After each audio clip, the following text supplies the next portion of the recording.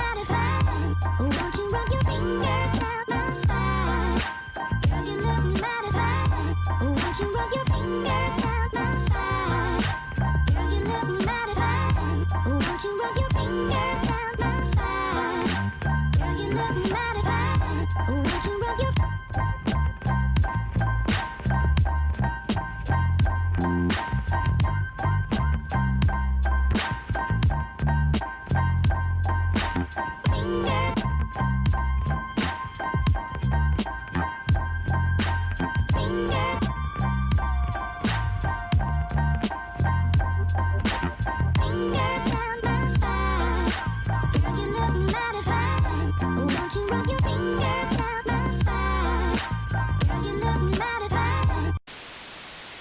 return you now to your regularly scheduled program.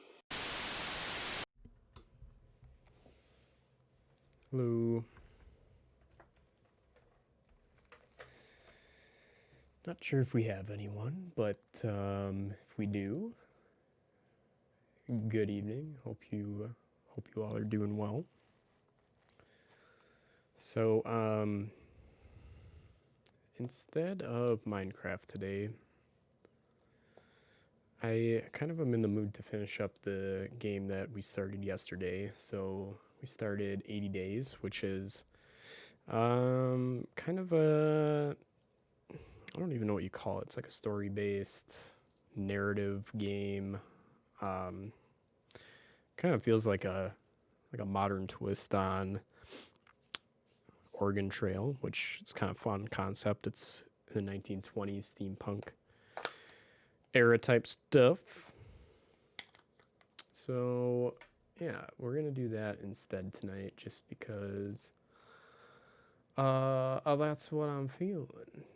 Know what I'm saying? So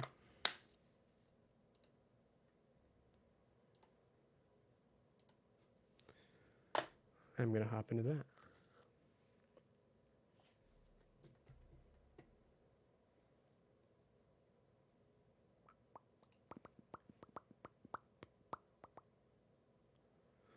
Suppose I should probably turn on my Switch though.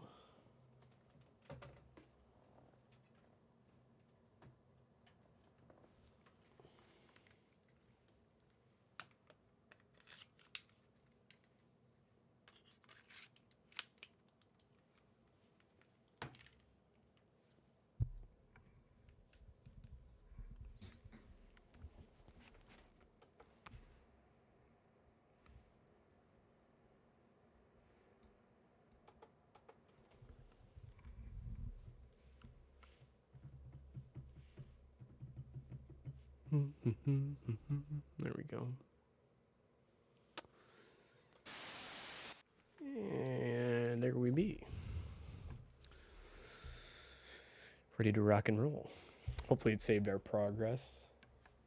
Games always make me a little bit nervous when they don't like explicitly state that they're saving the game when you leave it.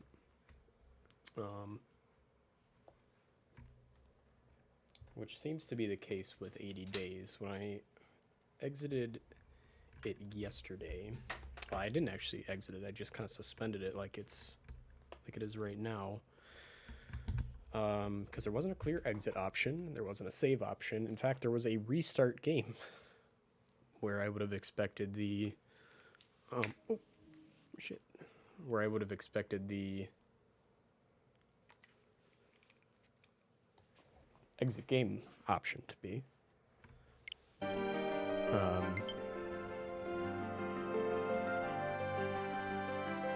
But it looks like it saved our progress, so that is groovy. So we're gonna keep exploring here.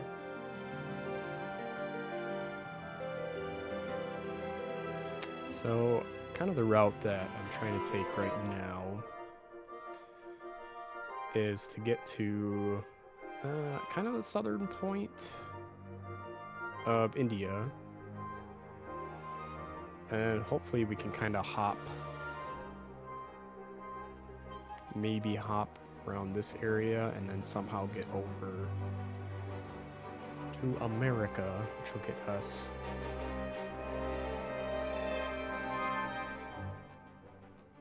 He will be rotten if I don't find him a hotel soon. Okay, settle down. See, what I was really hoping for was to get a direct route to Bombay, but I don't know what happened. It didn't let me do it. Tomorrow at 8 a.m., so let's...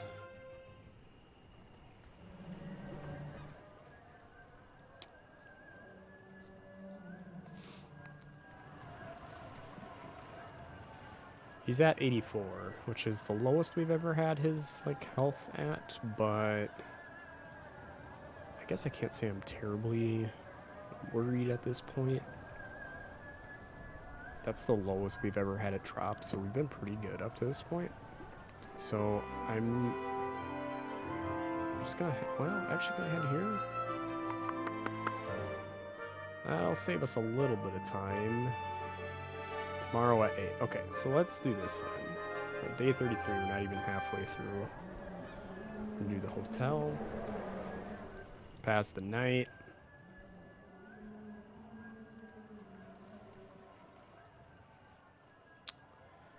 May as well get his health back up so he's not a crabby bastard. I don't know what happens when he gets super low. I'm guessing it negatively affects our journey in some way. So we're going to take it. Oh, this is the first time he's taken an airship, so that's kind of cool. The Gandiva was a distinctive little airship painted bright red and covered in hundreds of dented gold bosses with a flag painted with a flying monkey garlanded. Garlanded. I've never heard that word before. I've heard garland, but with flowers fluttering from its mast. Captain Balaram matched his ship wearing a heavily embroidered red coat and turban with a jeweled hilted cutlass slung over his white dhoti. I assume that's how you say that. A fine ensemble, and one I am not ashamed to admit I envied. Regarding the ship, however, Monsieur Fogg's lips thinned slightly in distaste, and I shared his concerns. The Gandiva looked as if it lacked any of the requirements of gentlemanly travel. It probably did not even have a trouser press to its name. Relationships with Fogg slightly improved. Let's converse, because it seems that when I do this, I unlock more routes, which we need. Greetings, madame. Let's talk about Bombay, because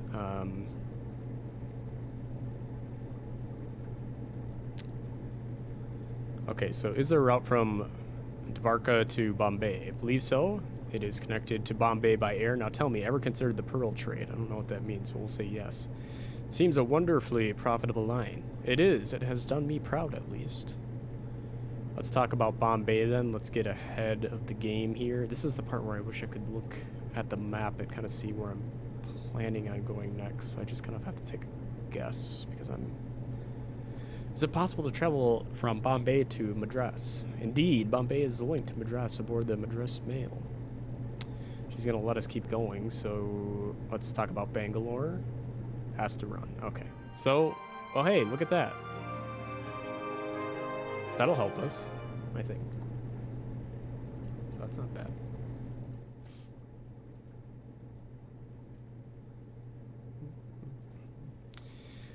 As it was only a day's journey to Dvarka, we dined with the captain in the evening. Let's see.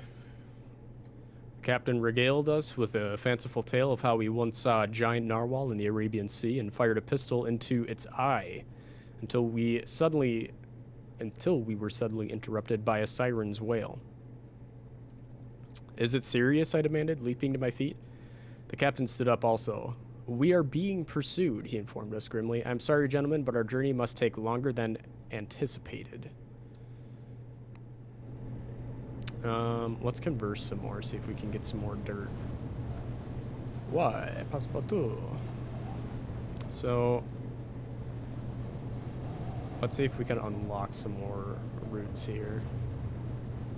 Sure, I'll say I considered the pearl trade, I don't know. I kind of think we're heading towards the direction of, like, Manila, Singapore, so I'm gonna...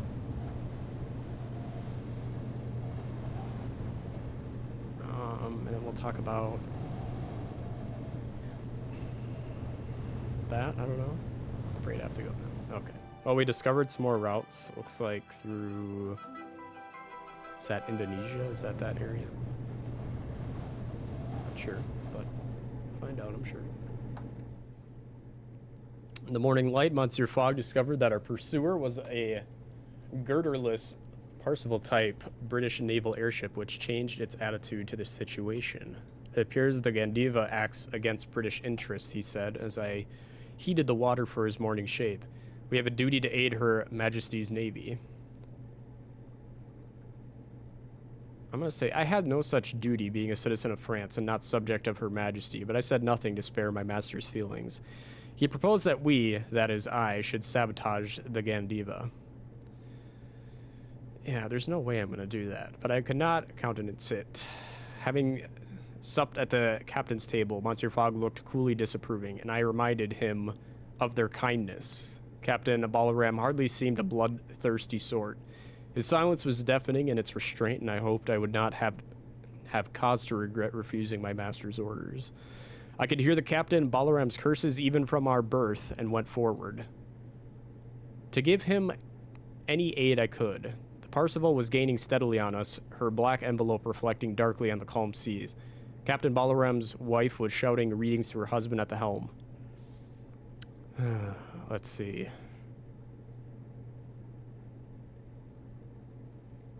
We could jettison cargo and drop some weight or perform a maneuver, but I feel like if we do that, we're going to lose some of our shit.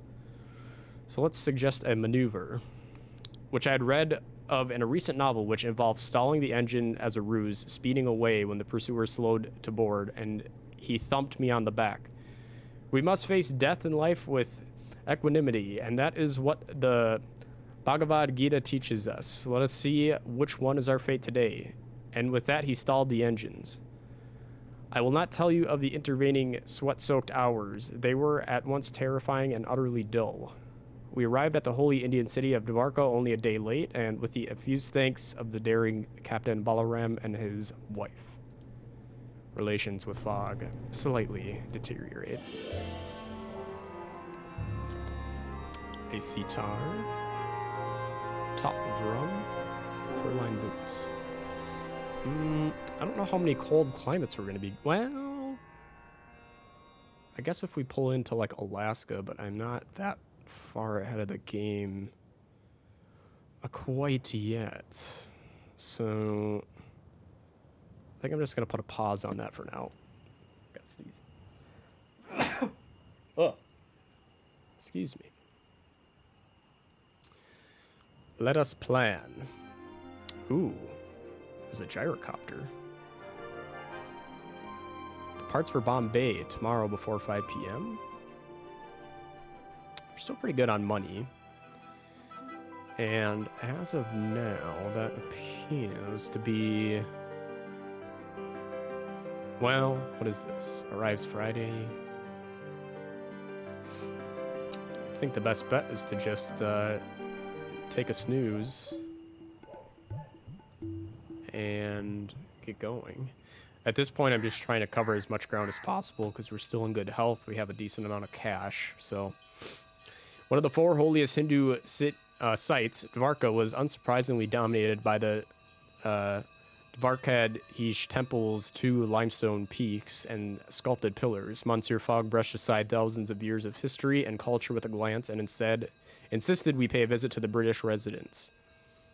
A grim prospect, which would have to be faced with courage. The resident himself was a jolly, easygoing old colonel, short and stout. You'll like Baroda, he pronounced. Maharaja is a steady sort. I think, if a bit young, just what we need after all the excitement.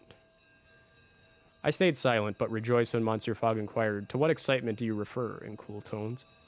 Nothing to worry about, he assured us. The late Maharaja was a bit of a tyrant, you know the sort, had a carpet made entirely of pearls, commissioned a set of solid gold cannon. He shrugged minutely, but then he attempted to poison one of my predecessors with arsenic. Really not the done thing at all. I could not believe his calmness. He had that peculiarly English knack of making a dramatic story sound hopelessly banal. He waved our expressions of shock. We packed him off, as you can imagine. And the new Maharaja's shaping up rather well. He stood and shook Monsieur Fogg's hand. Good luck on your travels. If you run into any trouble, you can send word to me. I'm native born. I know everyone in the racket. We thanked him with all due courtesy and departed from Dvarka soon after.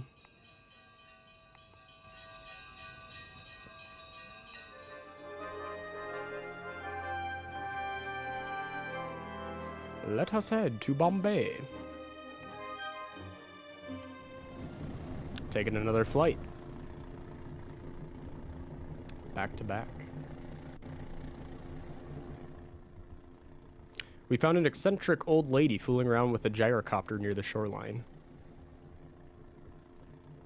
We wish to head to Bombay, I declared. You gentlemen look like good ballast, she agreed. Get in. The rotors whirled and we shuddered upward in the sky. Copenhagen bomb threat continues.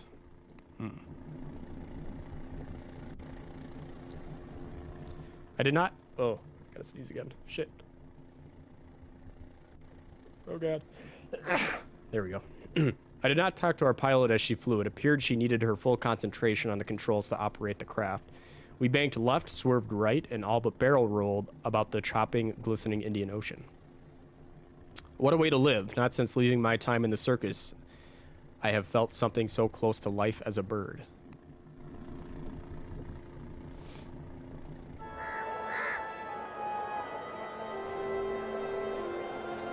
Let's take a look at the market.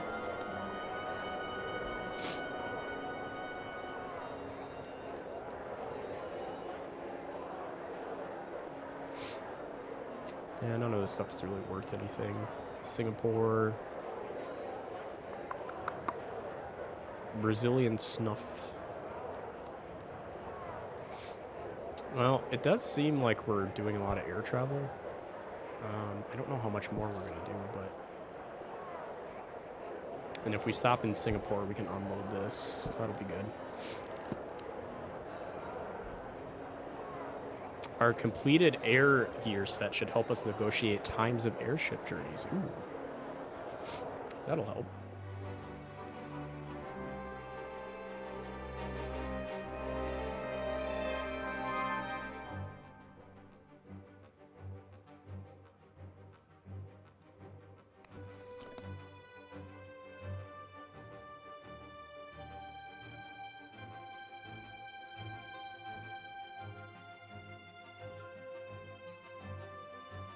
Doesn't look like we have anything.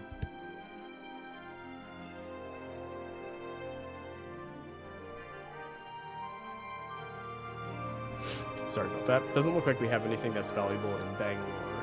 However, we have something that's valuable in Hong Kong, Chittagong, and Agra, and then Singapore. So we could...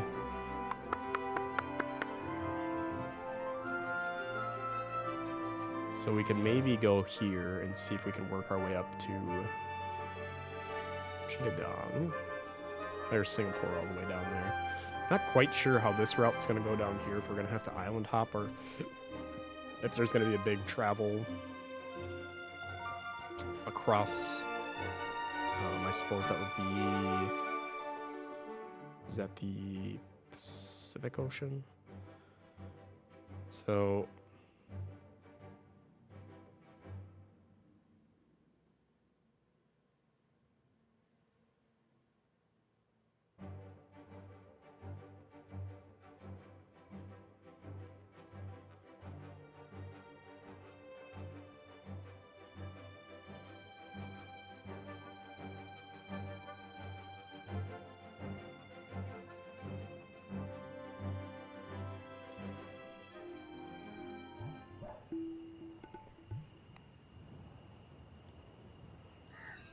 Monsieur Fogg cared not a straw for the wonders of Bombay, but gave me a few hours' leisure as he settled to his evening paper. I ended up wheezing and puffing my way up Malabar Hill, the highest point in South Bombay. I paused at the top to look towards the city.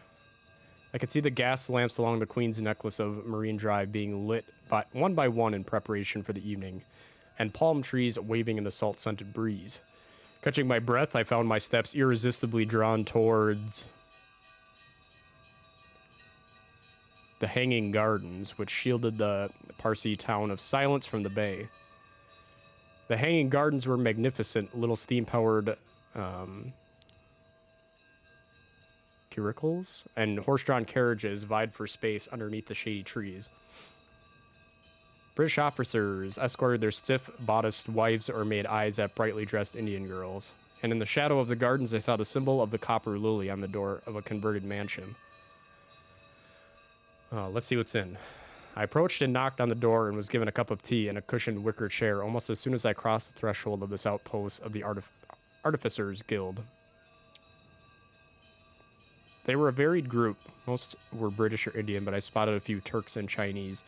More than half were women, and all sat sipping tea together as equals and poring over periodicals. Middle-aged ski in a bright blue turban and admirably pressed trousers approached me. What is it you require, traveler? My master and I are going around the world. The man nodded. I see. Well then, welcome to Bombay. I want to know the fastest way from here. Dharampal, the ski man, wrinkled his nose. Not the train, he said. The paper says it goes to Calcutta, but the line stops at Allahabad. There is no track between there and Calcutta. So we would be stranded that way. Perhaps so, Dharampal replied cheerfully. I thanked the artificers profusely before taking my leave, though alas, I was so distracted by my musings that I failed to note two thuggish fellows with ill intent who cornered me in a side street and demanded my shoes.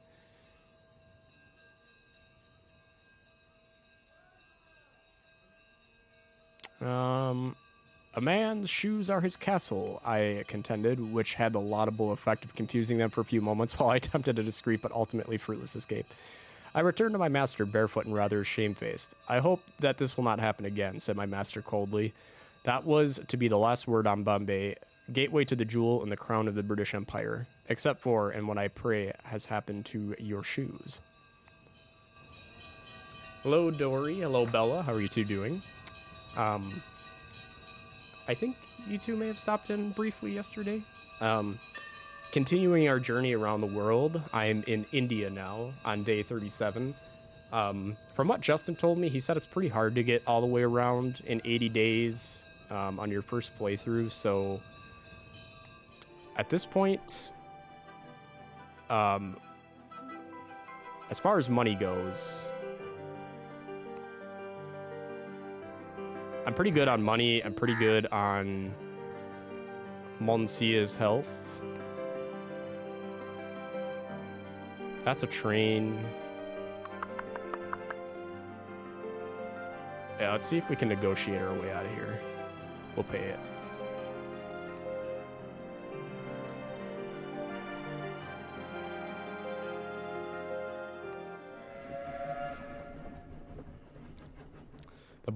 The Bombay Express was a fine train, luxurious and opulent. Inside each softly lit compartment, Persian rugs and Venetian lamps threw color over fittings of teak wood and burnished brass.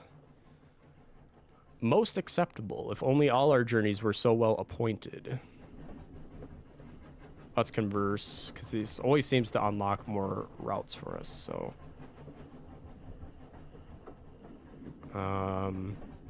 Let's talk about Singapore. Now you listen to me. In Yokohama, merchants in Yokohama will pay fantastic amounts for sheets of tin from Singapore. What about Panama City? Now you listen to me. Some buyers will pay well for magnetic compasses from Panama. Okay. You can do it? Well, I hope so. We'll see. I feel like I've made up a decent amount. I've been focusing a lot more on movement the last few trips as opposed to like sightseeing and gathering resources because I feel like we've got quite a bit of money. I want to observe the observation decks, set with wicker chairs and parasols to better and more comfortably observe the countryside flashing past. And that was where I met Anne-Marie Spencer, a girl of maybe 10 years, sketching the distant hills. I greeted her politely as I took the spot beside her. She smiled and, with deft movements, adjusted the position of her wheeled chair to give me more room, dropping one of her pencils as she moved. I returned it with a bow and she giggled. You must be French, she declared. You are gallant indeed. I smiled politely and looked aside. I knew it, she said. I have a good eye. I see things as they are. That is why I draw. I looked over her pictures to be confronted by their strangeness. I could not recognize anything of the landscape she was so closely watching and the lines and shapes that filled the page. I can't say that to a kid. They are very good, I lied politely, and she laughed. Oh, monsieur, she said, I have a good eye. I can see you are lying.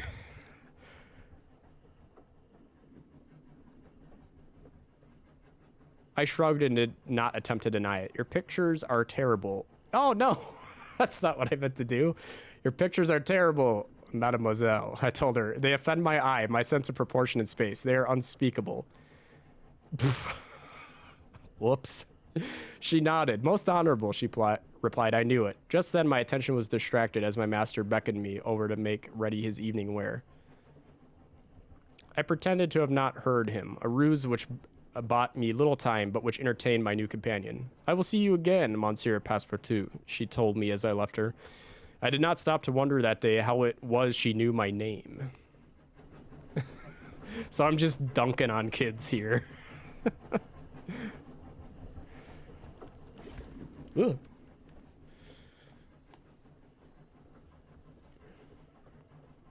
The next morning, I discovered I had lost my passport. I told Monsieur Fogg immediately, risking his displeasure at the possibility of delay, but he merely shrugged. Then you must find it again. I decided to enlist the help of Anne-Marie and her excellent eye, so I tracked her down on the observation deck and explained the situation. She looked most concerned. What might happen to you without documents? My master is well respected, so I doubt I will be imprisoned, I replied gallantly. She nodded. Well then, we shall have to look, won't we? I think you should search the crew cabins with my chair, which my chair cannot access, and I will look about here. It seemed like a good plan, so I agreed. As I was heading from the car,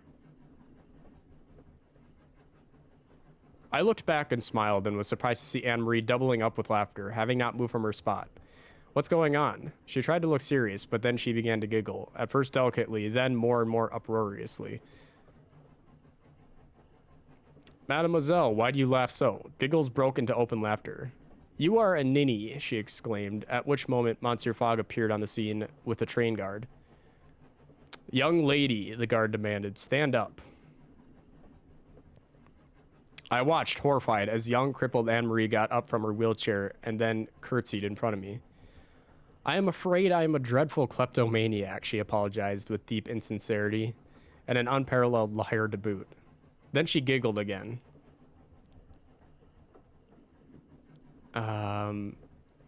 My passport, please, I demanded with no small irritation. I dropped it, she replied with an indifferent shrug, somewhere.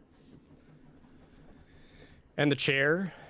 Young Miss Spencer and I had an arrangement, the guard said. She promised to stay in the chair and out of mischief, and I agreed not to lock her in a compartment for the trip to Madras. Tell me where, I insisted firmly. Then Anne-Marie sat down again, suddenly glum. You've stopped being charming, she said morosely. Here's your passport. She reached into the fold of her dress and pulled out my papers, and the guard wheeled her away as I wiped my brow with relief. A long and most difficult delay had been avoided. Hello, Mads. How's it going? Welcome back. Lock her in the compartment. I can't do that. I just can't. So, Mads, we are playing 80 days. So the goal is to try and get around the world in 80 days. And we started in London, and we are at India. We are moving through India right now, about halfway through the journey. I did not see the girl at all today. I think she was being kept within her quarters under some kind of observation. No doubt medical in nature. I had heard of such indispositions before, but clearly this was a remarkable case. I occupied my time watching the scenery go by and relaxing. Even a valet must take time off.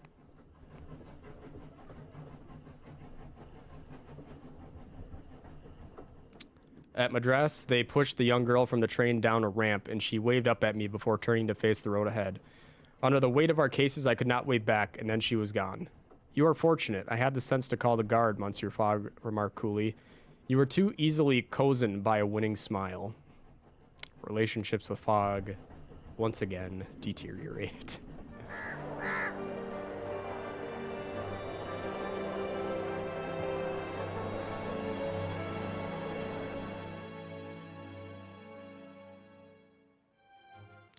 Madras was a city within a city. Inside the walls and fortifications of Fort St. George was Whitetown, where British memsahibs and factors traded and went to church and traveled from place to place in mechanical palanquins. Outside the walls was the glorified shanty of Blacktown, where Indian servants and laborers and clerks made their homes. I ventured into Blacktown, where I attracted a few glances, but no real attention. I doubt there were many reasons for a lone foreigner to wander the cramped streets and back alleys, but after a few minutes I realized I was being stalked. I turned to face my shadow to find myself face to face with a nun. "Would you like a blessing, good sir?" An ornate gold cross hung heavily from her neck. "Sure, why not?" "Yes, sister." Her smile sprouted razors, and with no further warning, she brought her heavy gold cross down across my head with a crack. Well, that was not expected. What does your relationship with him do to affect the game? I'm not sure. I imagine if it gets bad enough, like, it might slow down our travels, and I think essentially I have to keep him as happy as possible. So far, I don't think I've run into any negative effects from our relationship being poor, because I've mostly kept it good. So I'm not sure. Let's see what happens. My vision sputtered and sparked into blackness. When I awoke, I was in a nunnery. My nun assailant offered me a cool cloth. "I am Sister Panamalar, and this is the convent of the Sisters of Didicus." I'm going to be angry with this one. "Nuns are not supposed to go around kidnapping people," I declared indignantly. "The ways of God are mysterious to men," the nun replied, notably not apologizing. "Besides, we need your help," she added. "My order does not believe, as the Pope does, that automatons are abominations. We believe that machines, too, are capable of grace." You believe automatons have souls? Don't you? She twinkled, a most un-nun-like expression. "Building an automaton is like raising a child. They are shaped in our image, as we are in God's. Those blasphemers of the Artificers Guild know nothing of God, and so their creations are godless." "And you want godly machines?" I asked carefully. "Church on Sunday, following the commandments, all that." The Didakin sisters are dedicated to the search for a machine which has a soul, and now we require for your help in our search." "Why me?" I groaned. "Why choose to hit me over the head of all people?" "I just had a feeling about you." "A feeling?" I shouted. "You concussed me for a feeling." "Feelings are powerful things." Sister Panamalar escorted me to the entrance of the nunnery. "If you find an automaton whose shard is engraved with a soul on your travels, send us a telegram. We have our own receiving station here. We will reward you materially if that is your wish. But we must have such a shard." "As you say, sister," I agreed, wishing to make good my escape. "I'll inform you at once." "I have faith," the nun said calmly. Then she let me go. I did not know what to make of Sister Panamalar and her order of artificer nuns then, and I do not know now. I admit I was glad to know we would be leaving Madras and its walls and fortifications and secrets. Wow, that was an interesting exchange there.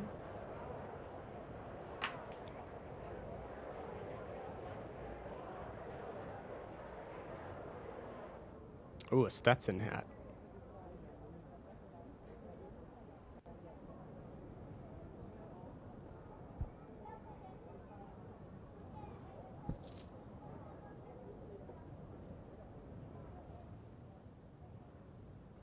See, I don't think any of this stuff is worth anything here.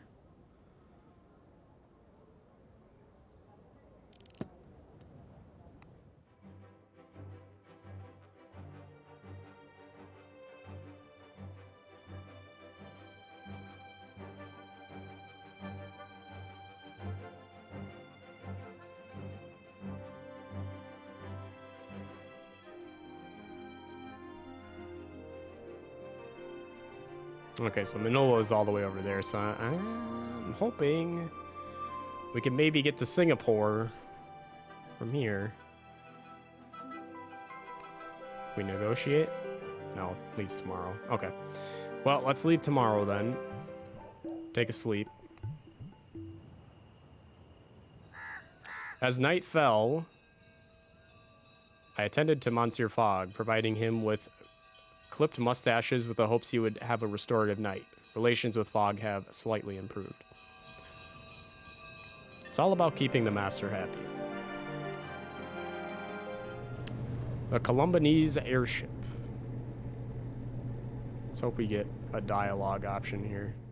We boarded a fast airship run by a British company that promised to reach Colombo within 2 hours. The airship was not as fast as advertised, of course, but not to any considerable degree.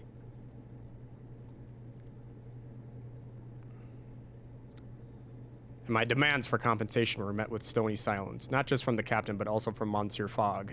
A gentleman does not quibble over a matter of 6 hours, he remarked coolly, even under duress.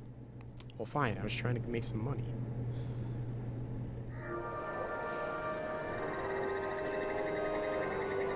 Haha.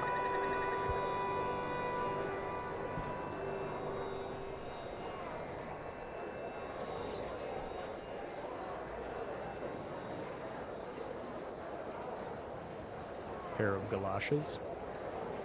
What's these? It won't leave.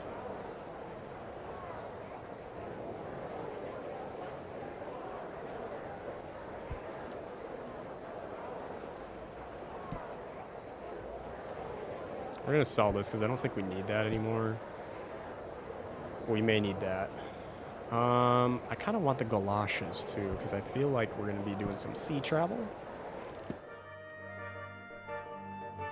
Hell yes, son. We're going to Singapore.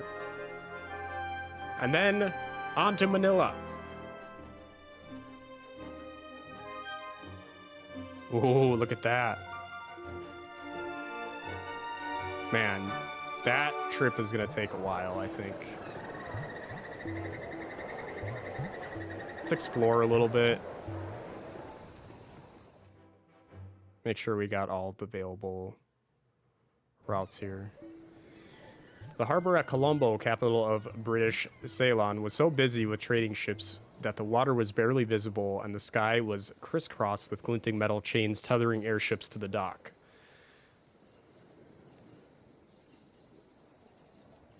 I like talking to people on here. A young Senegalese man in an ill-fitting jacket looked over the scene with an expression of unbridled longing. I felt a rush of fellow feeling. I had seen so many wonders which far eclipsed this scene, but the purity of his joy touched me. I looked up at the bright painted airships suspended in the stippled Ceylonese sky and saw them through his eyes, a miracle. He turned towards me, perhaps sensing my gaze. "Excuse me, sir," he asked in the tones of the educated middle class. "Are you an aeronaut?" "I am a valet, monsieur," I said in aggrieved tones. "Can you not tell from my garments?" He reddened in embarrassment and mumbled some apology. I want to join an airship crew. I want to fly." "And why do you want to fly?" I asked, curious. "Why do you not want to fly? To me, that is the oddity," he fired back, showing some spirit. "I want to make my fortune in the skies, to live a life of adventure. I want to learn new languages and eat strange fruits and dip my toes in the seas of distant lands."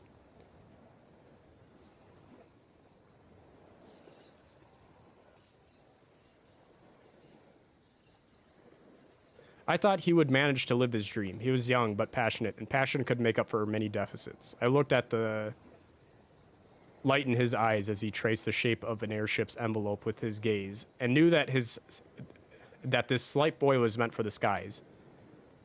"You must follow your dreams, though it will not be easy," I told him. "There will be many dangers and risks in the life you seek."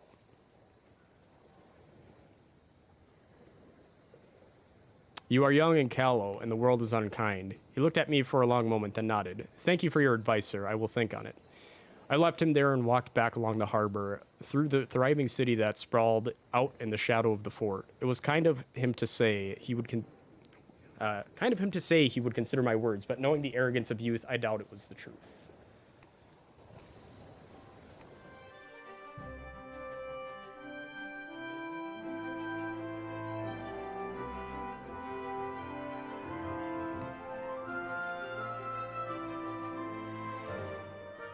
Hmm.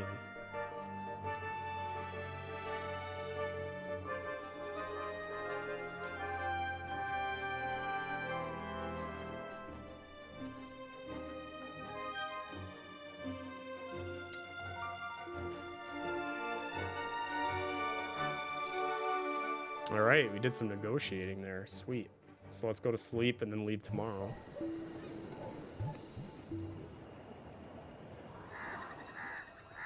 We spent the night in a charming suite in the Grand Oriental Hotel opposite the Victoria Arcade. The clattering of the electric trams ran late into the night, mixing with the lowing of the oxen drawing the poorer people's carts across the cobbled streets. Let us embark to Singapore. On the Tea Clipper. We boarded a sleek tea clipper with bright red envelope and roaring twin engines. Is your ship fast? I asked the captain, a lean, dark-eyed Chinese man in the last flush of youth. I go to join my wife in Singapore, the captain confessed, so you can be assured I will try to make good time. So saying, he flung the ship up into the air. Fog, Valet, Dapper, full report. Don't know what that means. It's referring to me, but... I found myself standing beside the cheerful young captain. Are you newly married? I asked. He gave a little groan. Oh, is it so easy to tell? My crew must be laughing up their sleeves at me, but honestly, he grinned, I don't care. How did you meet her? My parents introduced us, he explained, as though stating the obvious. Our marriage was arranged by our families in the proper way. Finding myself in love with her is an unexpected pleasure, though I suppose it is not strictly dutiful. I thought much on Captain Go's attitude and situation, but came to few conclusions that night aboard the airship.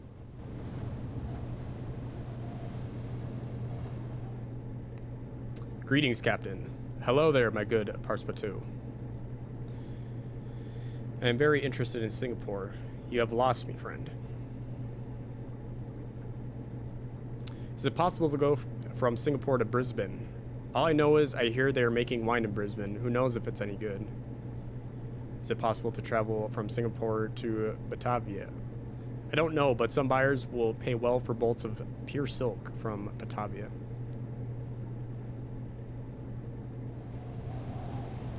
There were rumblings of discontent aboard the ship, centered upon the figure of First Mate Ranuga, a dark-skinned, towering Sinhalese woman. I inquired subtly into her grudge over lunch. This is our last voyage, she replied darkly. The captain's selling the ship and joining his wife's business. What will you do then? Her shoulders slumped. Me and the crew are stuck. The ship has been our home. We stared at our unappetizing stew as the crew grumbled. Why don't you buy the ship? I suggested.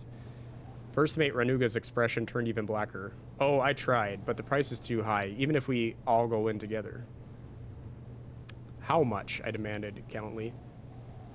27,000 pounds, she replied crisply. That's how profitable selling tea is, it seems. She glared at me. Do you want to help?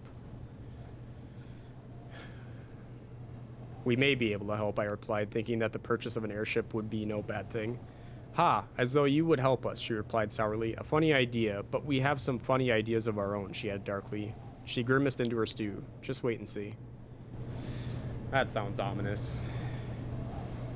We'll attend to Fog. The first sign of trouble was when the lights began to flicker. The gas lamp sputtered out just before the secondary engine cut out, leaving the airship in darkness and silence. I groped my way to the bridge to investigate the matter. Raised voices echoed from behind the oak-paneled door, speaking in English. It was clear we had been boarded, so I returned to Monsieur Fogg, but stumbled in the dark. I was unceremoniously seized and dragged to the floor of the bridge, where First Mate Ranuga held her pistol to Captain Go's head. Monsieur Fogg was tossed beside me soon after. Is this your solution, First Mate? I asked despairingly.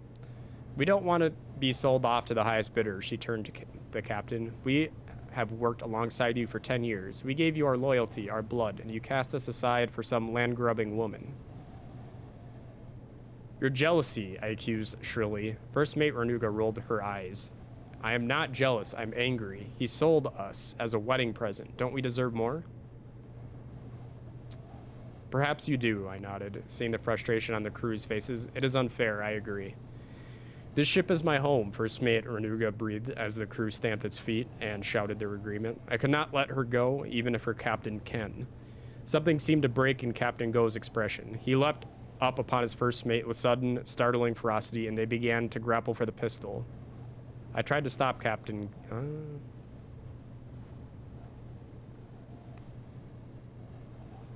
I tried to stop Captain Go. The pistol jerked and the bullet punched a hole through the outer hull above us. I heard a shrill whistle of air before we were knocked to the floor by the sound of an almighty explosion. I looked up, and half the top deck was sheared away, swinging free, and the entire envelope had ignited into a glowing, writhing ball of fire. Oh my, this is not good. Wind whipped past us. We rolled and tumbled in the air. We were falling uncontrollably. And then we hit water, and I slipped into glorious, terror-free unconsciousness.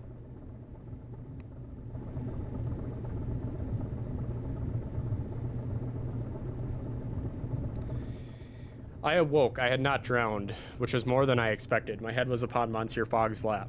The emergency protocols have activated, and we have been sealed into the bridge, he informed me in lieu of a greeting. I tried to sit up, and Monsieur Fogg pushed me unceremoniously back down. I felt relatively well, considering. This whole accursed journey of ours... You cracked your skull, my master declared. This is not the first time you have awoken. Every time you sit up, I explain matters, and then you swoon once more. Are you unharmed, monsieur? You have not asked me that before, my master smiled. But are you? I am somewhat injured, my master said serenely, and then coughed an enormous amount of thick, oozing, warm blood onto my chest. Oh my god, his health is down to 29. I didn't even realize that. I shrank. I tried to sit up, only for Monsieur Fogg to slump heavily against me. His brow felt clammy and fevered. We have a much larger problem than our injuries, Passepartout. His voice uncharacteristically raspy. I think your injuries still signify, monsieur, I remonstrated. In response, Monsieur Fogg tipped my head up a little. I saw the heavy glass windows of the bridge, instead of the pale blue sky and clouds. I saw only dark water pitted by air bubbles rushing away. We are sinking, Monsieur Fogg continued, regaining some of his composure, and Captain Go informs me we have only a day's worth of air at most. So then we will die here. I saw Monsieur Fogg almost smile in the murky darkness. It seems a distinct possibility. We sat together in the dark for an hour or more without saying another word. Alright, so Sarah redeemed dad joke, so we're gonna do our first dad joke, but first I need,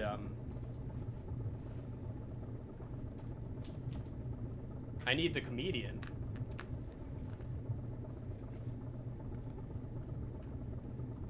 Let's see here.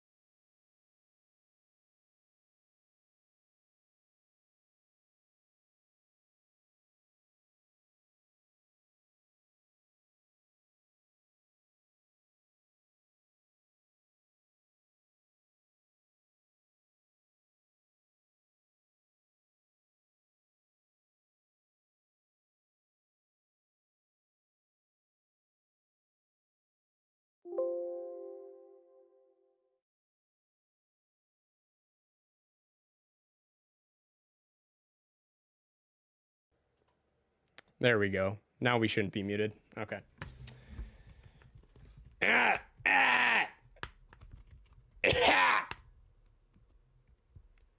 You kids want to hear a joke?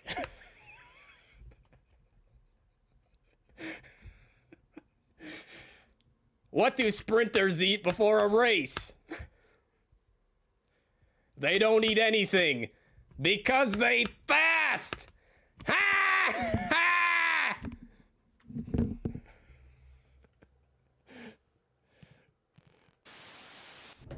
There you go. There's a dad joke.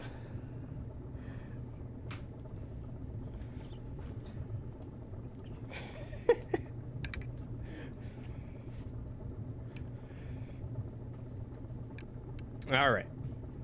It's back to the drama. We sat together in the dark for an hour or more without saying another word.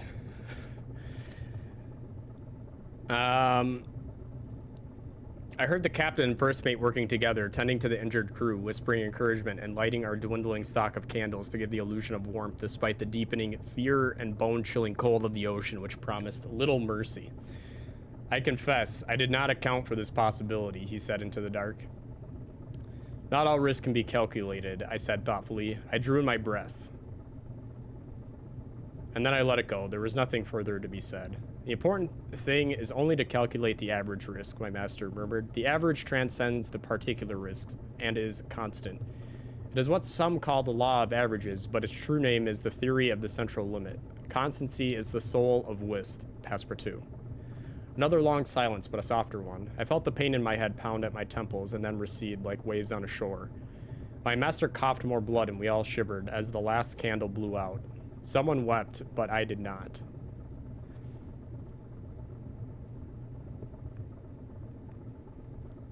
Are you content with your life, Monsieur? I never thought of my life in terms of contentment, he replied, as though the words were strange to him. I shall have to consider the notion. And later, much later, after the hull began to shriek, and as the air grew thin, I thought I heard my master say, perhaps given our circumstances, you should call me Phileas, before I fell into an uneasy, delirious sleep. Relations with Fogg have improved. Your character is now presentable. Man, we're wasting a lot of time just stranded in the ocean. A series of dull shudders went through the remains of the ship, not Siri. And Captain Go staggered to his feet. It has been an honor serving with you, he said, his voice admirably steady. Nanisa, will you forgive me? First Mate Ranuga stood up, her eyes glittering. Only if you will forgive me in turn, Captain. I pulled myself to my feet, not wanting to die lying down, unless it was at the age of 90 in a goose-feathered bed. The ship jerked, but instead of cracking open like an oyster shell, it began to rise in the water. Faster and faster we rose, schools of fish and debris flashing darkly beyond the window. Faster and faster until we broke the surface and the sun blinded us. With its sweet yellow light casting shadows away with its brilliance. I could think of nothing to say, but... Am I delirious, Monsieur? My hands threw themselves over my eyes to shield the glare. No, my master said coolly. You are rescued. Look. I followed his indication and looked up. Indeed, in the sky hung a colossal airship. Thick steel cables were attached to our vessel, and we were slowly winched out of the air. A bulkhead door swung open on that ship, and a woman in a welder's mask and armored suit stood, limbed in light. Hello down there, she called loudly as Captain Go gasped. Have any of you seen my husband? We need to attend to Fogg. Poor man's almost dead. Madame Go, the banker, proved to be an excellent rescuer. She retrieved our bags, provided us with vast quantities of stew, and had thought to bring a team of doctors. Captain Go trailed around behind her looking, if possible, even more love-struck than before. I looked in on First Mate Ranuga, who was recovering nicely in one of the hastily set up medical bays. The captain's not going to sell the ship, she told me excitedly, and all I needed to do was try to shoot him. Monsieur Fogg, with bandaged ribs and a pair of impressive black eyes, was on his feet, much against the doctor's orders. Please stay in bed, Monsieur, I said despairingly, knowing all too well the determined look in his eyes. Passepartout, he said, and then trailed off most uncharacteristically. Yes, Monsieur?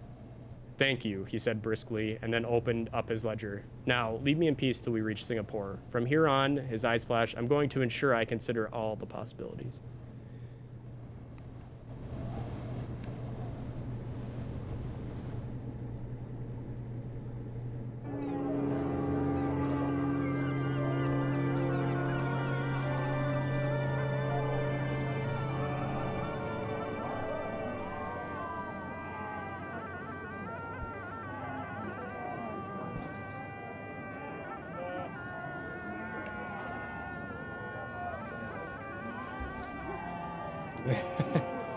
That seems like it went over well. I was thinking of how I was going to execute those for weeks. Weeks, I tell you.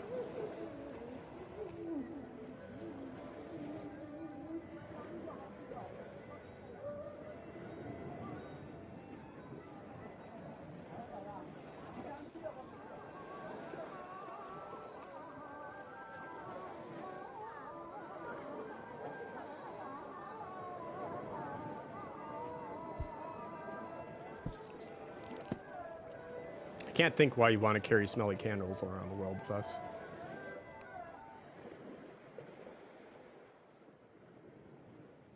Singapore was a British colonial port peopled largely by Chinese, Malays, and Indians, and fueled by rubber exports and opium wealth, pouring into the new banks. I walked along the harbor front and spied brightly painted airships and well-rigged boats heading for distant ports. I inquired about vessels headed for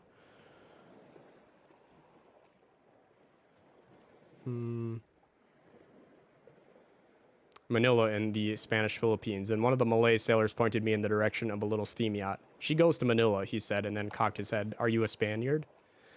I am French, monsieur. Truly, I was growing tired of being so thoroughly misidentified. The sailor shrugged. Heard that there is cholera in Manila. If you are not a Spaniard and have no business there, maybe you should avoid it. He shrugged again. Then again, you rich people do whatever you want, so why am I bothering? Thank you for the warning, I said politely, not wanting to insist on my lack of wealth to a man wearing rough clothes upon a body bent with labor. The sailor jerked a nod and went back to his companions, leaving me to contemplate his advice upon the Singaporean deck.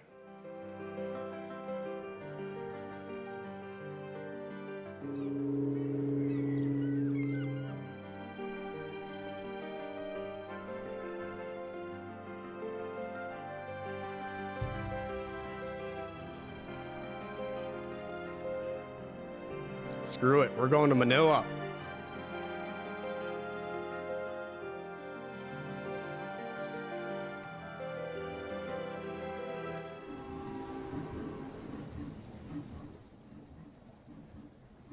Ooh. Ooh. Clem's gonna get a mealworm.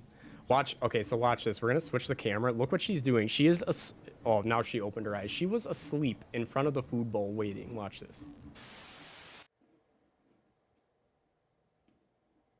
Look at her. She's insatiable. All right, I gotta go get the mealworms from the fridge. I'll be right back. Is my... Okay, my mic is working. Okay.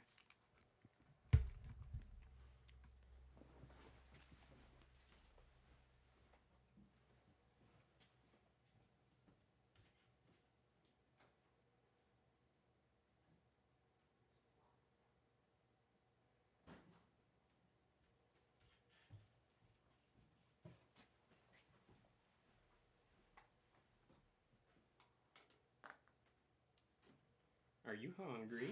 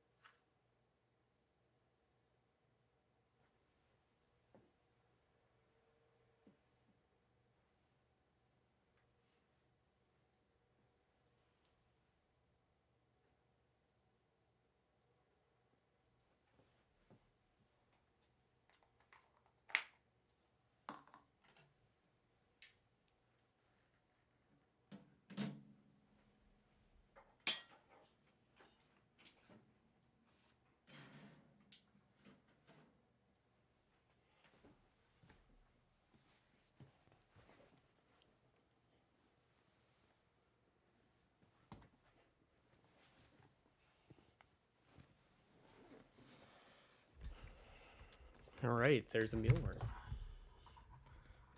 Oh yeah, she knows.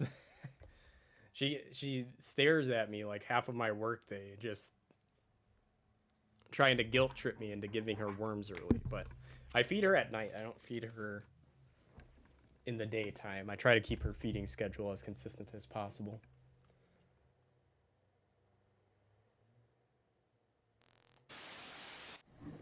All right. So there is a mealworm fed.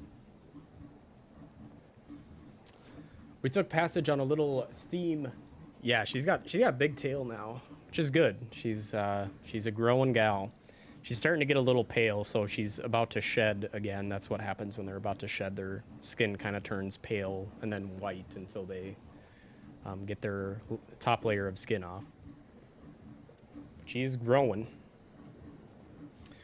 We took passage on a little steam yacht with a cargo hold full of Chinese silk parasols, which the captain assured me would fetch an exorbitant price in Manila. Are the ladies so shy of the sun? I asked in Spanish. These pretty moneymakers are the only passing through Manila. Captain Amparo, a dark-eyed Filipina of middle years, was unable to keep the glee from her voice. I will sell them to a trader for shipment to Acapulco, where the Mexican ladies will pay all their pin money for a month just for one gaudy parasol. Will you keep one for yourself? I could not resist asking. Me? She looked astonished. What use would I have for such a frippery? I regarded her sensible attire and short hair. I admire your practicality. Captain Amparo laughed companionably. That is a skill I have always possessed. I slept well that night aboard the steam yacht, secure in the knowledge that I was being steered by the captain's steady hands. Try to get Fogg's health up as much as possible here. We had some ill winds in the morning, but Captain Amparo kept the crew calm and focused, shouting orders at them in a language I did not know. Tagalog, perhaps, as it was widely spoken in the Philippines. We were merely bobbed about a little until the water settled, but the worst injury was some seawater clogging my shoes. We will not be delayed, Captain Amparo assured me, perhaps mistaking the cause of my obvious melancholy. My master will be pleased, I said, though I could not help cast another mournful look at my ruined shoes. The captain caught the direction of my gaze and looked confounded. My God, you are an utter dandy. Do you really care so much for appearances? No, I suppose not, I said after thinking on it for a moment or two. I have been taught to care by society, but as for myself, I am indifferent.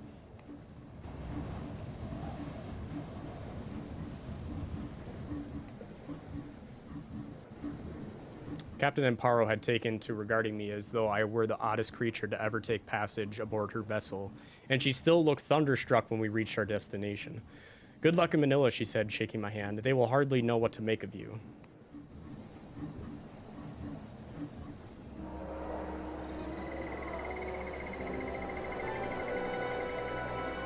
And do I hear a possible queer lady captain? Possibly. Oh, look at that route. Honolulu! We're heading to the U.S., baby!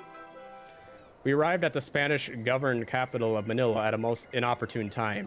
The city had recently suffered the depredations of a major typhoon, and the efforts of rebuilding. Oh my gosh, let me try that again. And the efforts at rebuilding had been stalled by an outbreak of the dreaded cholera morbus. It originated with sailors of the steamers Helios from the nearby town of Zamboanga, and that was the local rumor in any case. Infected establishments were burned daily by the sanitary board, with our hotel one of the casualties. We relocated to the telephone exchange, taking the mechanical horse-pulled tram. Concerned with the possibility of infection, I ensured that Monsieur Fogg ate only from the kitchens, which avoided all traces of the disease. From our window, I could see carts piled high with the dead being taken to the mountain to be burned, rather than interred in a churchyard, which put me in a morbid frame of mind. It does not do well to dwell on such matters, however, so I attempted to put the considerations behind me, but the city smells of disease, and I will be glad to leave it. Let's get the hell out of here before my mans gets sick here. Oh, hold on. Do I have something that's worth a lot here?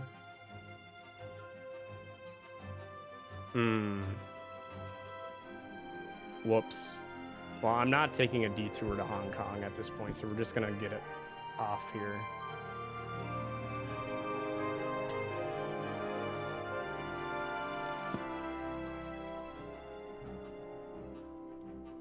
Can we negotiate?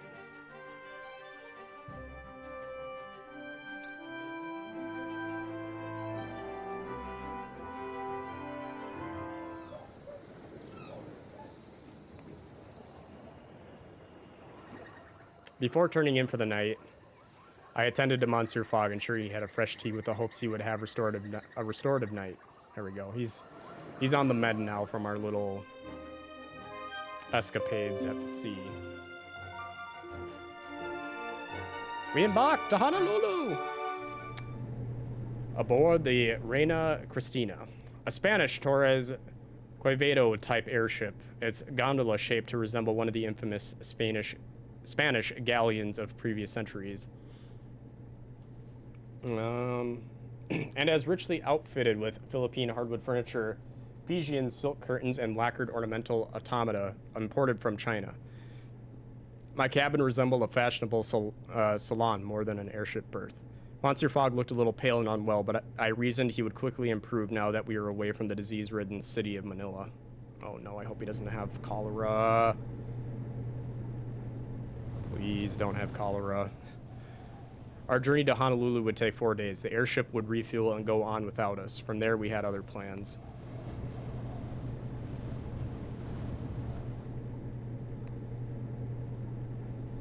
Come on, Fogg. Keep it up, Daddy.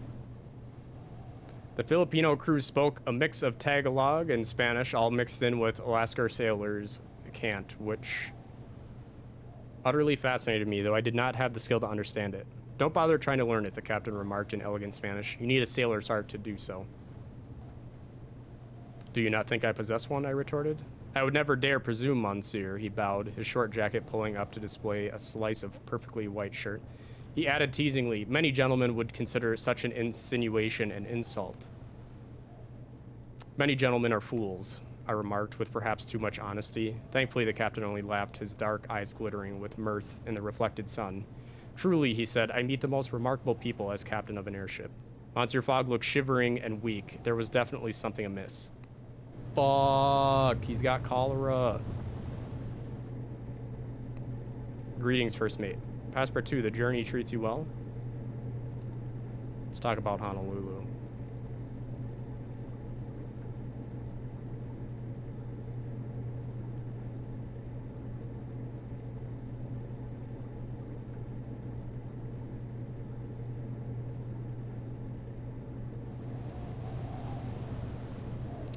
A portrait of a King Amadeo the First hung in one of the relatively unused corridors of the gondola,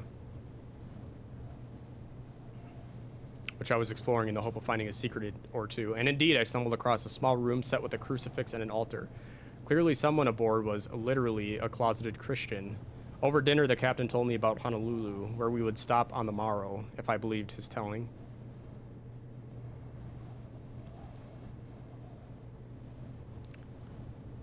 It was a giddy paradise that could barely be real. Monsieur Fogg's condition appeared to be growing worse as we settled down for the night. Monsieur Fogg remarked, we have gained ourselves a day, Passepartout. We have crossed the date line. My master was, of course, correct. We had reached the point directly opposite Greenwich, where the hours we had lost in traveling around the Earth were added back. A whole extra day. Oh, God. That fucker's gonna die. We arrived in Honolulu Bay in a good time, and the crew landed us, then deflated the envelope to refill it. It was a while before we could retrieve our things, so I spent the time walking on the beach, watching sharks frolicking in crystal water. After Manila, this place was paradise on Earth. Then we were finally discharged from our duty as passengers, and the airship lifted away into the sky.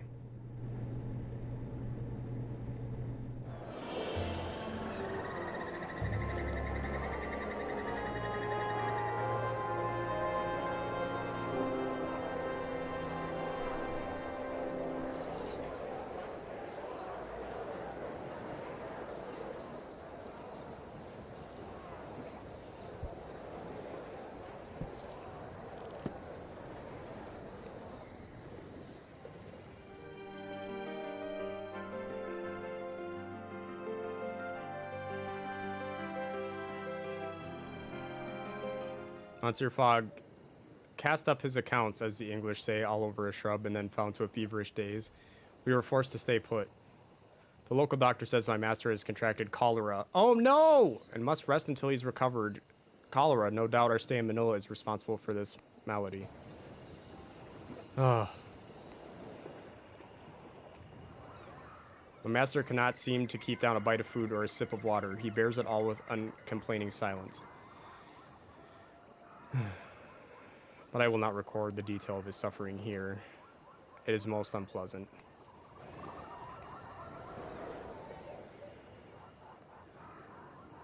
Monsieur Fogg decided we had dallied long enough and attempted to leave the hotel. Alas, it was not 5 minutes before he had to make a dash for the conveniences. How long will this last? I spent the morning coaxing my master to drink a sip of water and then another. I am not a child, Passepartout, he says sternly, but then drinks meekly. I believe he is returning to health. Indeed, I see color on his cheeks once more.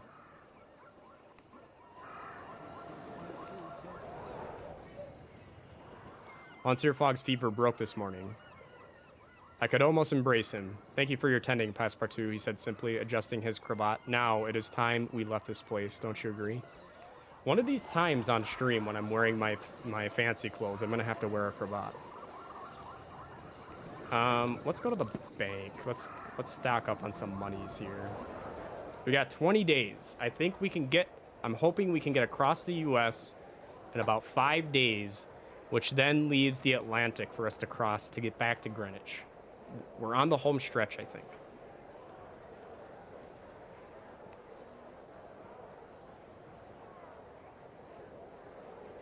Let's rest for 2 more days.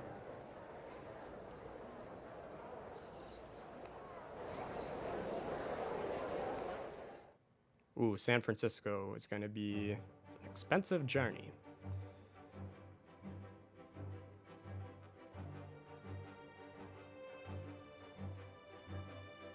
That's even more expensive.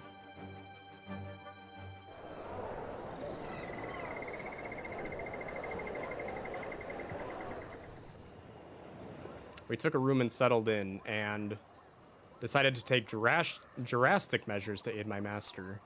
I went in search of a doctor. He took my master's blood pressure and checked his tongue. A mild fever, I would say. 3 days to recover to full strength. It was too long. We could not afford to wait. The doctor sighed, did what he could, and left.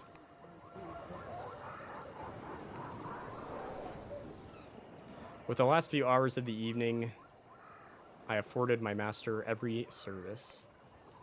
There we go. Now he's on the mend. Let's go to the bank, get our money, and get the hell out of here.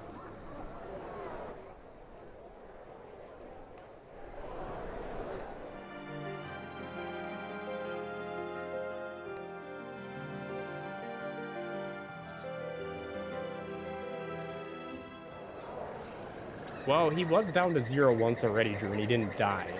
But I had to wait here until he got better, so...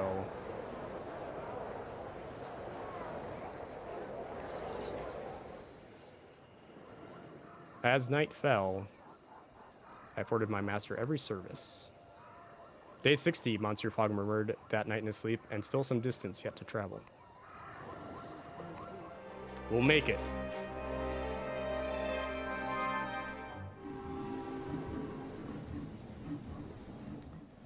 We boarded a steam barge from Honolulu to San Francisco. The scent of ripe bananas pervaded every plank of decking and bulkhead, a sweet and delicious rotting odor, which I rather became accustomed to on the voyage, much to the detriment of my keen sense of smell.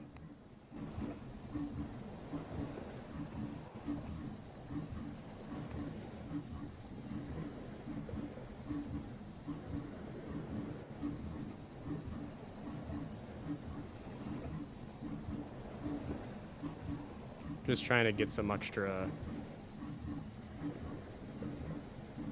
routes here. Duluth, we can go to Minnesota. Maybe. Oh, they said not likely. Okay.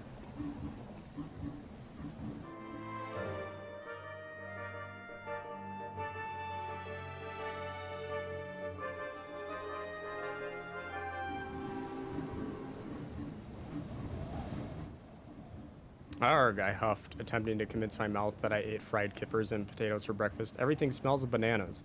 Monsieur Fogg replied that he could not smell a thing, which I took to be his queerly English sense of humor at work. If still bananas were the worst of my troubles aboard this boat, then that would be no bad thing.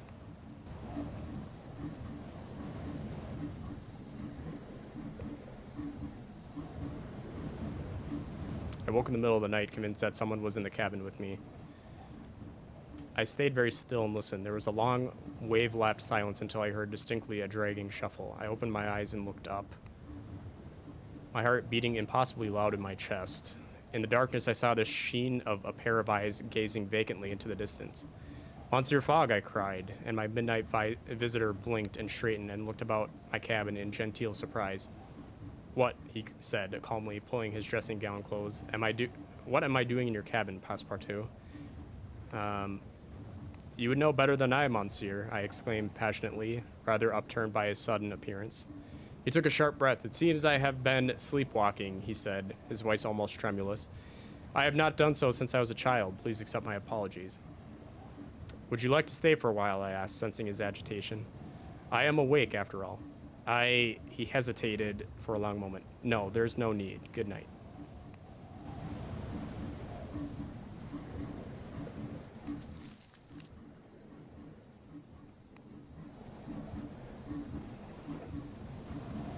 Captain Kalani was a heavily pregnant Hawaiian woman who found Monsieur Fogg's English accent a source of great mirth. Say something else, she demanded over breakfast. Please, Mr. Fogg.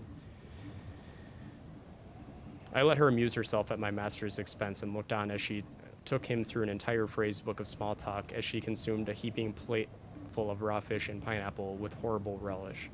Monsieur Fogg gave me a beseeching look once or twice. Or no, I must be mistaken. Monsieur Fogg is never ill at ease.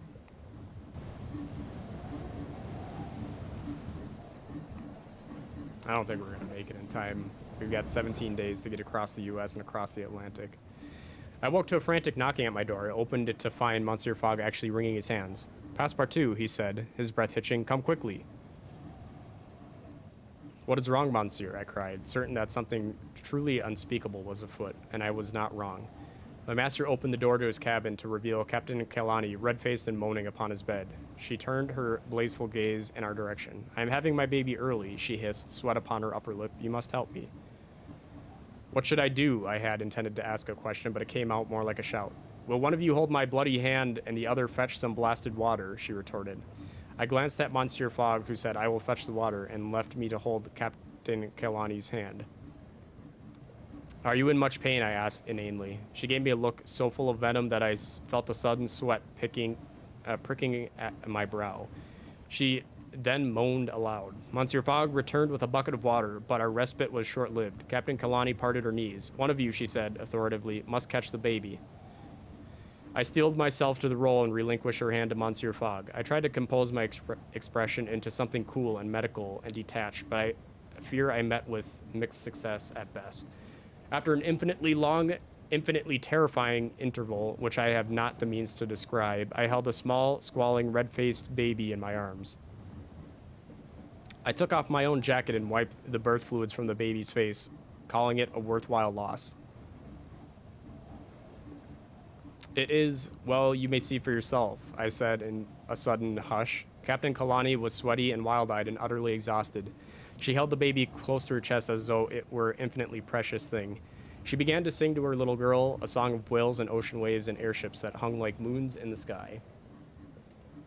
Hello, Ginger. How are you? Welcome, welcome. We are in the final leg here. We have 16 days to get back to Greenwich, and we just hit the United States, so there is a chance. But we're running low on money, and I'm getting nervous. I don't think we're going to do it, but let's see. Captain Kalani's indisposition the previous day did not delay us in the least. She had a well-trained and loyal crew who seemed to have collectively adopted her little girl as one of their own. I will call her Jean, Captain Kalani told us as we tethered at San Francisco. You are excellent midwives. I was overcome and ducked my head like a boy from the countryside. The name suits her, madame, I said. She will wear it better than I have. Oh, Jean, sorry, not Jean. Jean, as in Jean Passepartout, me. If I run out of money, I can't go anywhere. It's pretty much the problem. I turned towards San Francisco Bay with renewed hope. After all, whatever challenges it offered could scarcely be more taxing than those we had just overcome.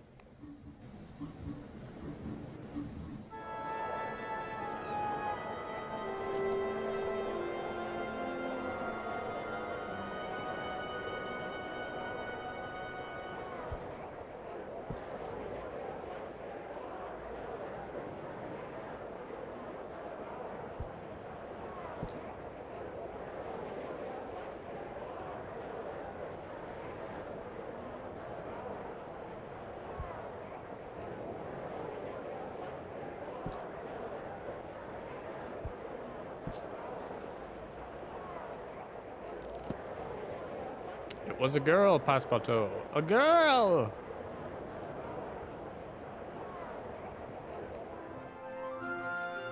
Oh wow, we can get across this mofo pretty fast. Let us leave.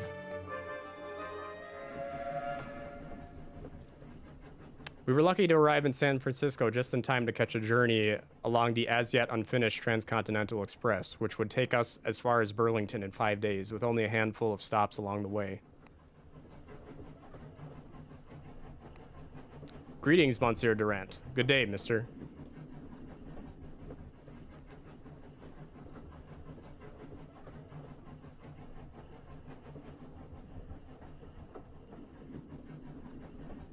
Actually, I don't really need those routes. I'm pretty much shooting straight across the U.S. The first day aboard was enjoyable enough. American trains could clearly not compete with their European counterparts, but it was amusing to see them try. The posters proclaimed Pullman's Palace sleeping cars, but they were more like places to keep cattle, if reasonably well-to-do cattle. We sipped cool beer as we rattled through a long stretch of desert in the shadow of tall mountains. I attended to Monsieur Fogg and his delicate stomach, which was not entirely better today.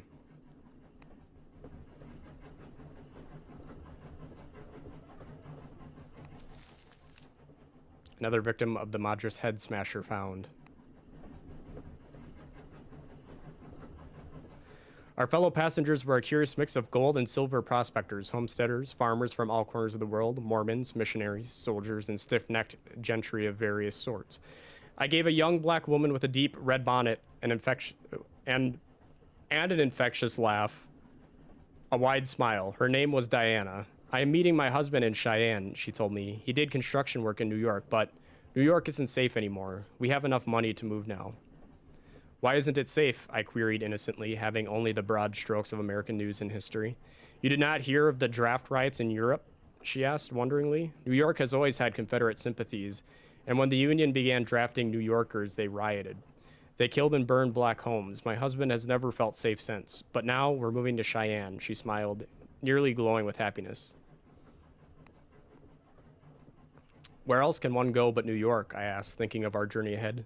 New Orleans, she replied. You can take the paddle boat down the Mississippi from Burlington, she laughed, though New Orleans is dangerous in its own way. We talked a little more in the afternoon, more into evening, and we passed by Ogden, close to Salt Lake. We watched as passengers disembarked, glimpsing fertile fields and well-tended ranches out the window of the train. Yeah, we ain't heading south, fam. We are going straight east.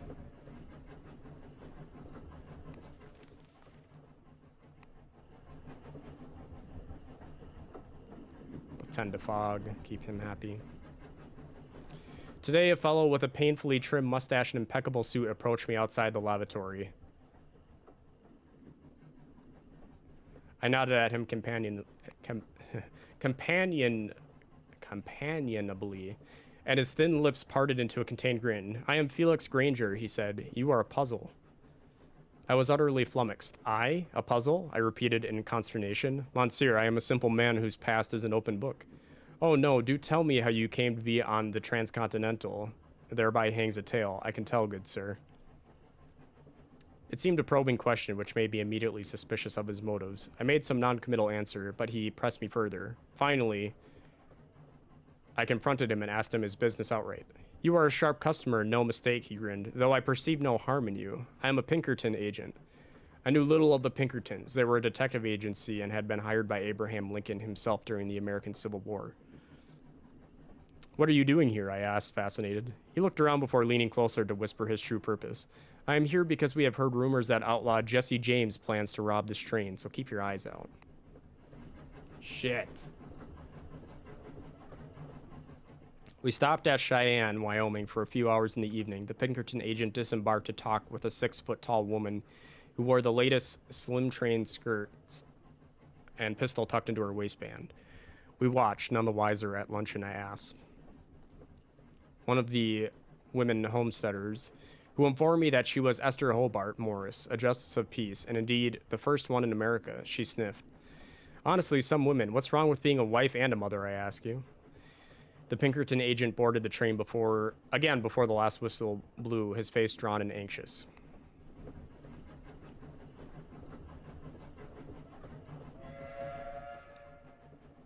We were held up by outlaws as the Pinkerton man had predicted. They dragged 3 trunks over the line and forced the train to a halt before boarding, brandishing pistols and sabers. They went carriage to carriage demanding valuables. Typically, the Pinkerton agent was nowhere to be seen. I looked at my master, who had a certain glint in his eye, and I did no doubt that he wished to resist these outlaws' demands, being a man with the deepest respect for the law. The lead bandit fired his gun into the air. "The name," he declared, "is Jesse James. Now you give me everything you've got." The saber lifted to my throat. I had already hit our valuables on the warning of Pinkerton agent, so I invited him to search my things with little success. The saber point moved on. Now it was Monsieur Fogg's neck. "What about you? You look good for it." I stayed silent, allowing my master to handle the threat however he saw fit. Monsieur Fogg cleared his throat. "I would trouble you to lower your sword," he said. I'm gonna let him play this out. I listened, fearful. You'd trouble me, would you?" Jesse James replied. "Somehow I doubt you would." Monsieur Fogg stiffened a little. His eyes narrowed. I could see he was about to do something terribly rash. I saw a movement in the corner of my eye and glanced round. The Pinkerton agent was creeping along the side of the train. He caught my eye and put a finger to his lips. Monsieur Fogg was standing stiff as a post, the sword point directly on his Adam's apple. "I have boxed for my country," he declared. I covered my eyes. I could not watch. Just at that moment, a group of soldiers headed by the Pinkerton agent stormed aboard our carriage, pistols drawn. Jesse James lifted his sword and held up his hands. I watched curiously as he was led away by the agents. Felix paused to thank me for stalling him. I could only shrug modestly. Then the steam engine restarted. And we were soon on our way, not much worse for wear. A kind fellow passenger gave me a spare pair of shoes, and a few hours later we reached Burlington. We disembarked, grateful to have arrived in one piece. Well, that went about as good as it could have been, I think.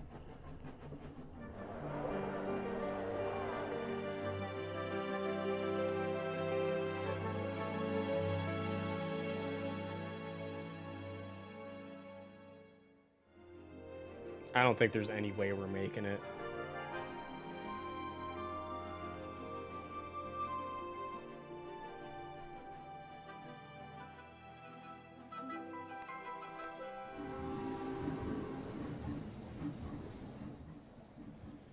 We boarded the Dark Queen, a twin-decked, 6-boiler stern-wheeler bound for New Orleans. The Mississippi was famed for the luxury of her steamboats, but also for their unfortunate tendency towards catastrophic boiler explosions. I felt lucky, though, and quite certain that nothing ill would befall us on our journey to Crescent City. We were certainly due a good turn, were we not?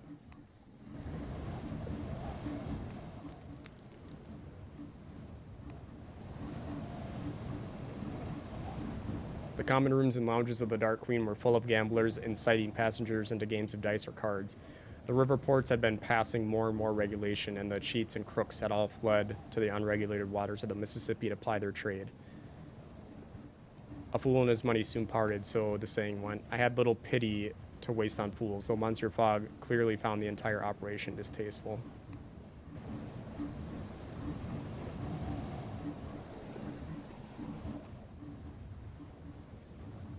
Captain Latour was clearly quite cozy with the gamblers, and had something of their attitude himself. I'll wager I can get us to New Orleans in 3 days rather than 4, he shouted at the room at large. Who will take the wager? We could use an extra day. The captain seemed quite sure of himself. 100 pounds on it, I called. The captain whooped for lopping off to the engine room. Watch and learn, my friends. You'll see a record made today.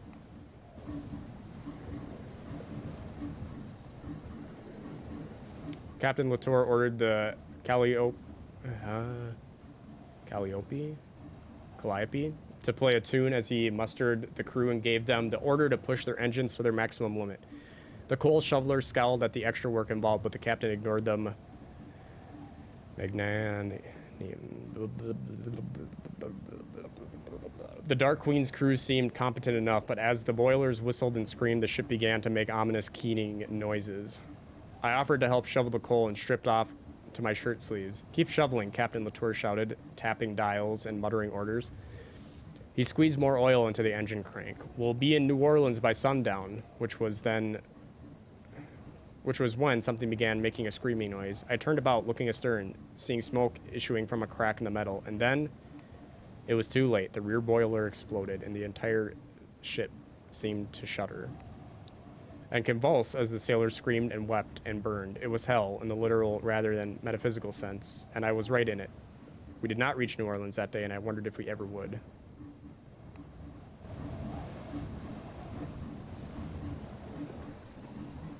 None of the sailors died yesterday, though some no doubt wish they had. A much chastened Captain Latour moored the ship and organized boats to make them to doctors ashore. Monsieur Fogg and I were unharmed, at least physically, but there is no music or laughter on the Dark Queen's decks. I do not think there will be any for a long time.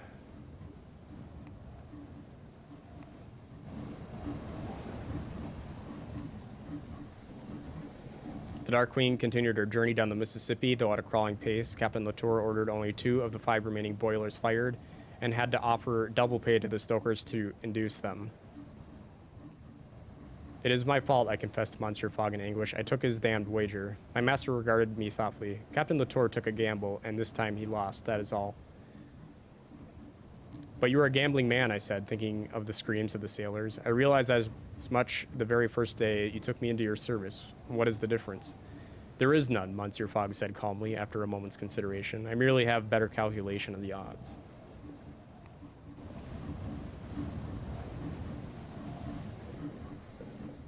We docked at New Orleans when the sun was low in the sky, glinting over the brackish water of the river and bathing the French-Spanish colonial villas of the city in soft yellow light. Captain Latour came to see us off, bent back with almost grace. He handed me my winnings of 100 pounds. I think this wager has taught me caution, he said shakily. Be wary of New Orleans. She is a city a man can abandon himself in. I took his money. It was a paltry sum, but perhaps it would help him remember his lesson. Oh boy, I don't think we can make it.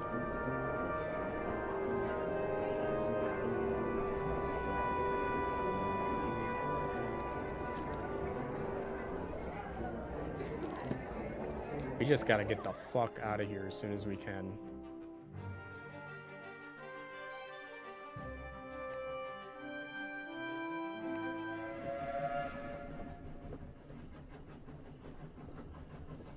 The Piedmont airline from New Orleans was not, in fact, an airline at all, but according to its advertising, the fastest railway in America. Hardly a bold claim, considering there were only 2 truly significant lines in the continent, but nonetheless it gave my master courage when he saw the slogan on the wall of the compartment.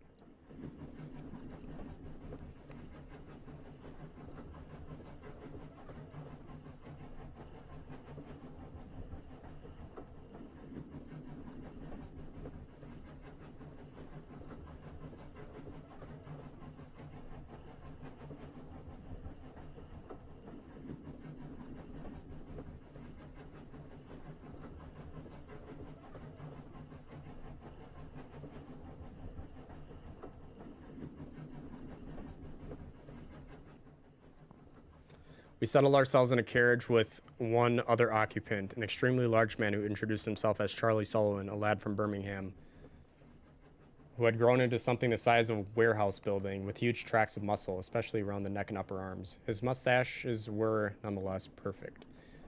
I asked what had taken him to New Orleans, and he grunted. Boxing. You fought in a competition, I interpreted. There was an exhibition, he said. I won. 3rd round knockout. I gulped. However, Monsieur Fogg's interest had been increasing sharply throughout the conversation. You were trained, he demanded, keenly, or self-taught?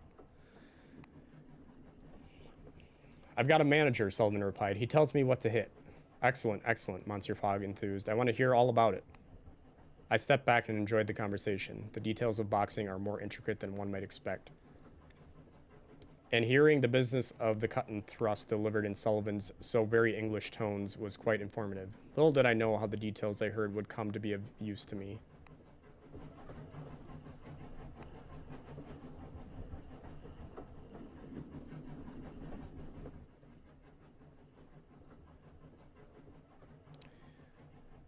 That Mr. Sullivan will, I think, go very far indeed, Monsieur Fogg opened, as I brought him kippers from the dining car. Is that so? Oh yes, his description of the transferal of weight from foot to foot was very well understood indeed.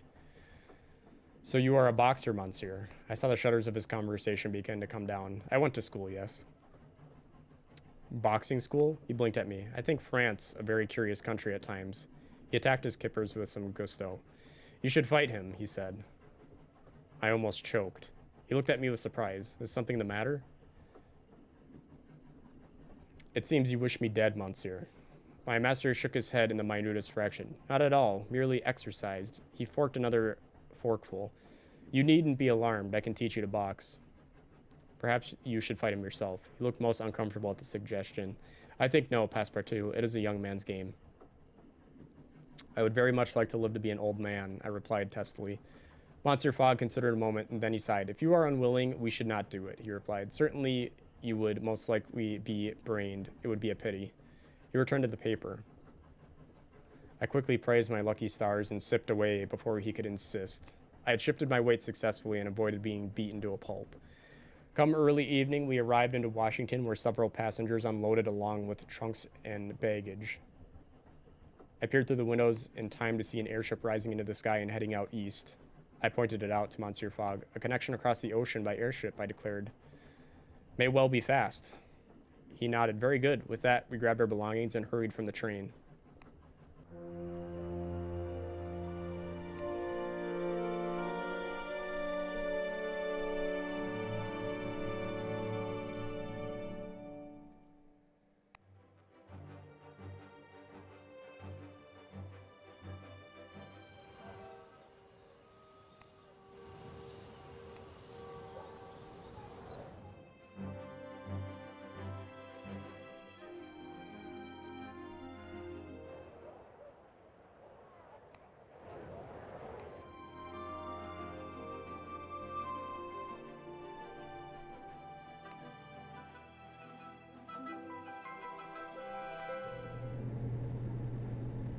Listen, my children, you shall hear how we boarded the Paul Revere for the ride, forgive me, friends, to the tiny farming island of Ponta Delgada in the middle of the Atlantic Ocean.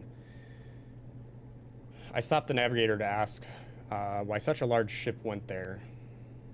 He nodded sagely. Refuelin', came the reply, and it's a lovely place with it. A fair answer. We would not want to fall from the sky.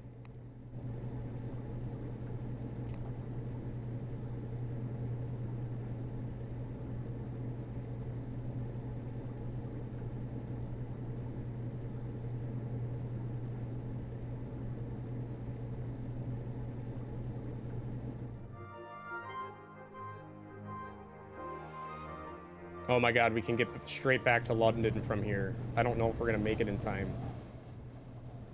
It occurs to me, my master remarked, as idly as one could imagine, that we are aboard a long-distance airship which is not bound for London, but close to London. We could be closer, he replied, returning his attention to his cravat.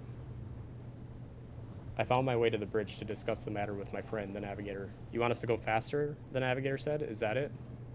Or go to London. The navigator shook his head. But what about fuel? Ponta Delgada is where we refuel. I told you that. You must carry spare. The navigator stared at me. We're a boat with 150 souls aboard. You want us to risk it all? What's your price? I asked, taking out my wallet. Damn it all, the navigator swore and turned to one of his fellows. They had a quick discussion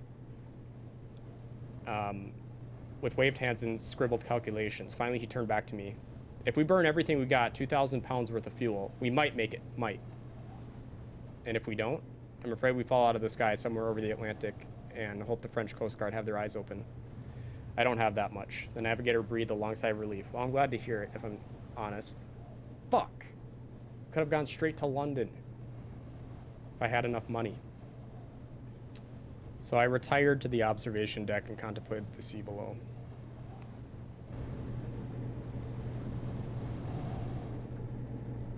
Monsieur Fogg was, I think, somewhat disappointed when the airship continued to cruise eastward and finally lowered from the clouds to the tiny island of Ponta Delgada. I was rather happy to be on dry land and in one piece.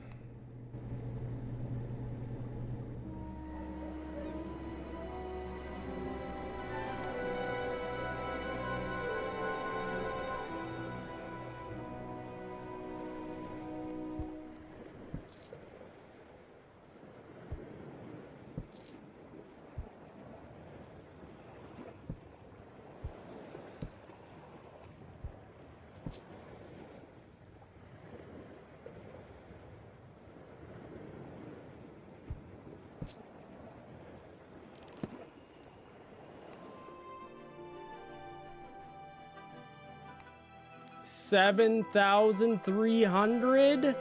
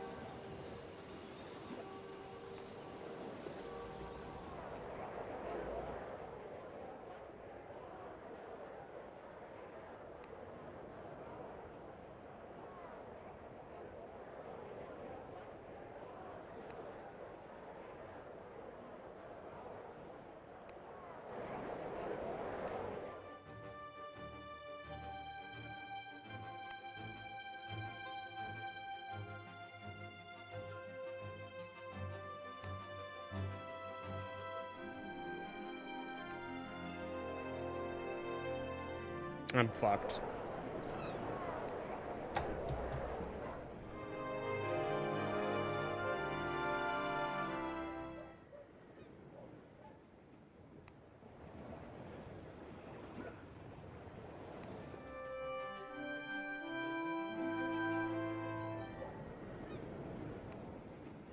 I got 2 days.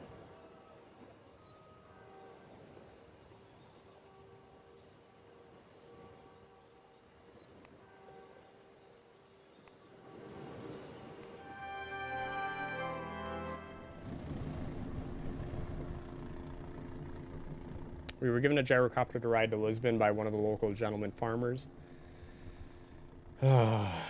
Monsieur Coutinho grew oranges and corn, but my real passion, signores, is poetry.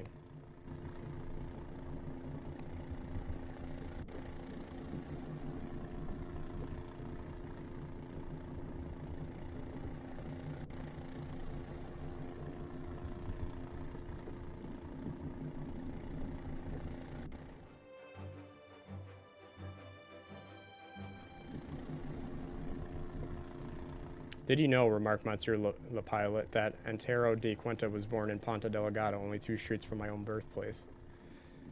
I know very little Portuguese poetry, I admitted. Monsieur Coutinho nodded sagely. Of course, you consider the French tradition superior. Let me see. I suspect you prefer Baldieri over Rimbaud. Am I right? Actually, I'm a devotee of Swinburne. I close my eyes. Fruits fail, and love dies, and time ranges. Thou art fed with perpetual breath, and alive after infinite changes. And fresh from the kisses of death, of languors rekindled and rallied, of barren delights and unclean, things monstrous and fruitless, a pallid and poisonous queen. Monsieur Coutinho wrinkled his nose. Lush, to be sure, but not quite to my taste. The gyrocopter began to bank as I saw the coastline on the horizon. Lisbon rose up along a gentle hill, a city of gaslit, whitewashed buildings, church spires, and snaking tramways set on the Iberian Peninsula.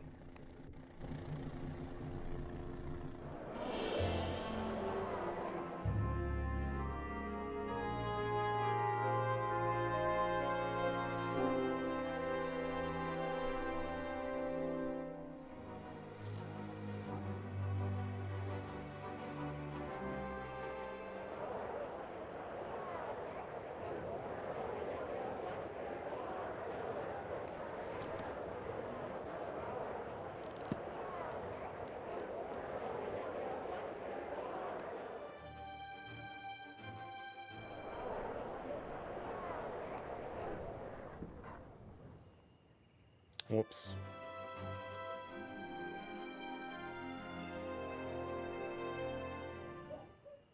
In Lisbon, we sat down to a lunch at a charming little restaurant with views across the Iberian coastline. The maitre d' hotel came over to our table as the waiter brought our aperitifs. Senores, he cried, wringing his hands, I have a great favor to ask.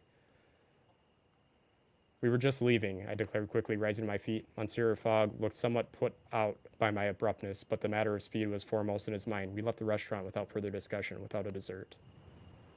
Last day. Another night, and the clock was forever ticking upwards. We made ourselves comfortable for the night. I spent a few hours polishing shoes in the lobby. Hell out of here.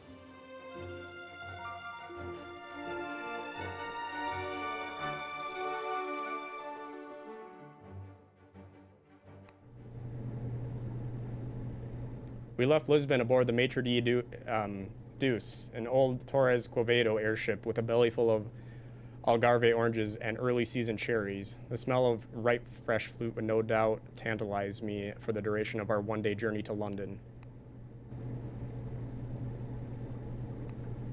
Oh my god. Oh my god! Are we gonna make it?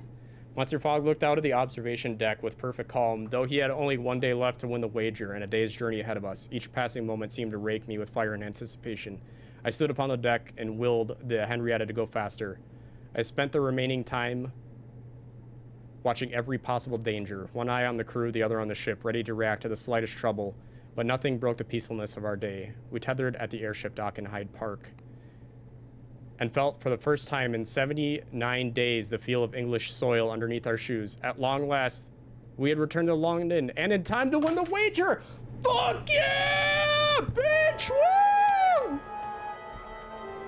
Hell yeah, boy! First time! Get fucked!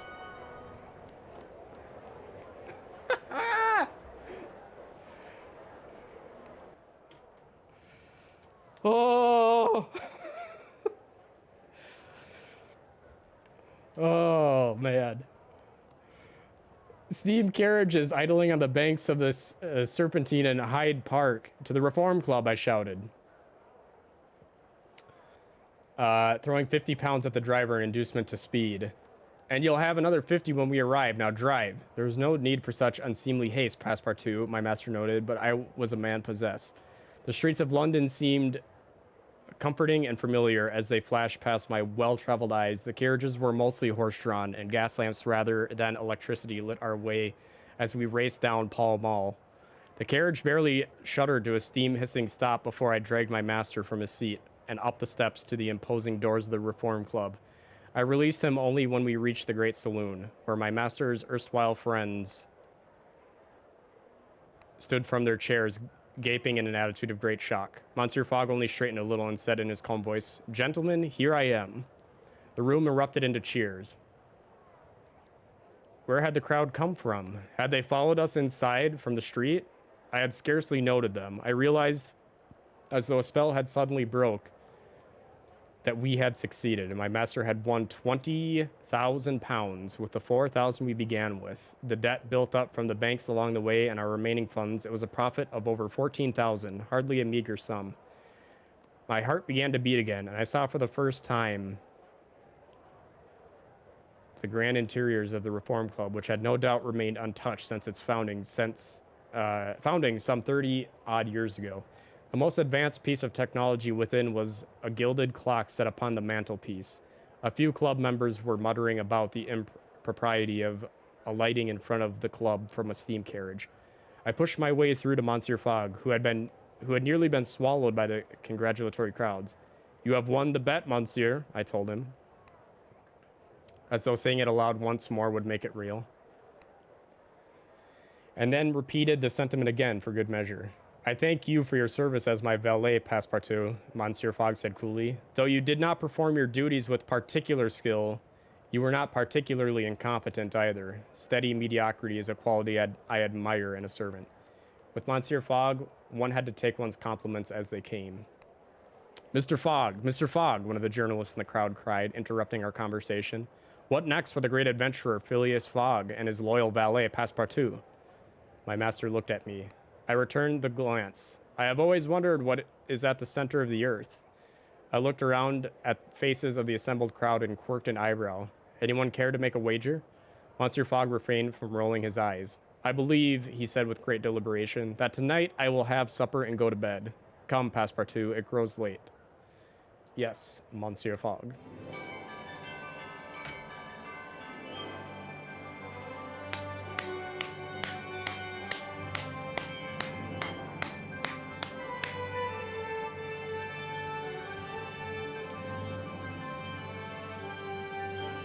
All right, let's read the paper. Celebrated Englishman Phileas Fogg wins round-the-world wager. Journey completed in 79 days despite nights of rough sleeping, exploding Mississippi paddle steamer, and contracting cholera.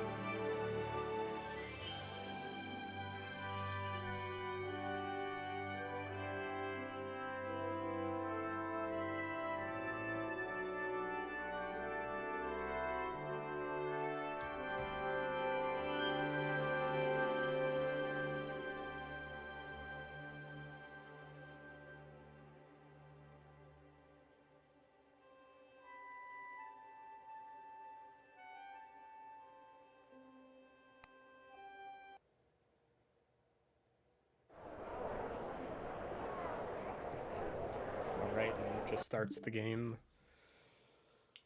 Starts the game over again. Well, folks, there you have it. We made it around the world. Not only in 80 days, but in 79 days. And they said it couldn't be done.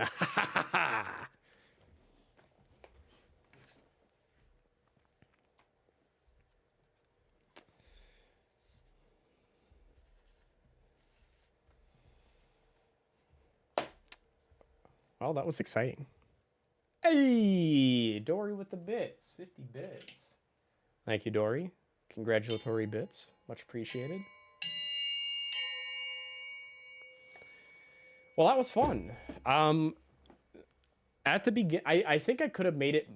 Well, I don't want to say that because we were pretty low on money at the end because I spent the first part of the trip acquiring lots of money.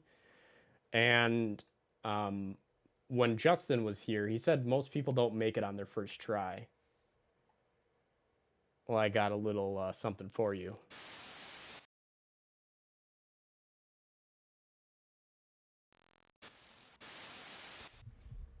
Haha! We did it! I'm so jacked.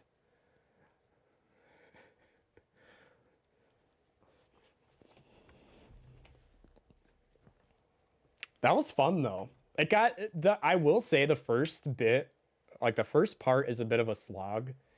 But as the urgency picks up towards the end, it gets kind of exciting. Like I thought I was royally screwed when the airship situation happened and that's like went into the sea and we were stuck there for like 5 days. And then Monsieur Fogg contracted cholera. I thought we were goners, but made it just in the nick of time. So there you have it. 80 days. Very fun game.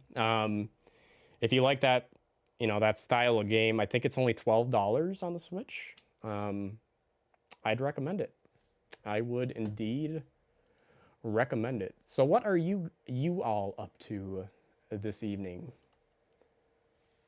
Man, I still have like a high from getting there. It's fantastic.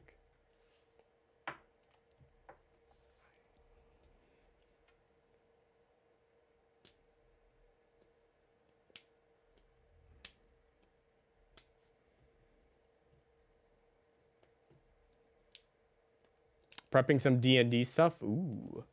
I'm looking forward to that. So for that D&D campaign, Ginger, what are the pre-built characters? Like what options are there to choose from?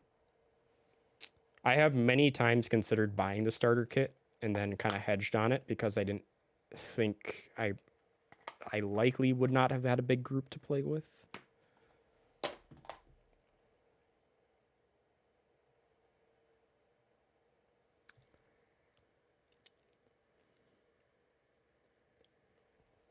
Yeah, Dory, not gonna say anything, but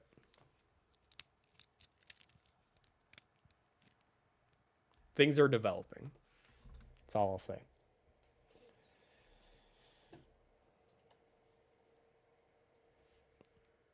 Two human fighters, dwarf cleric, elf, wizard, and halfling rogue. Okay.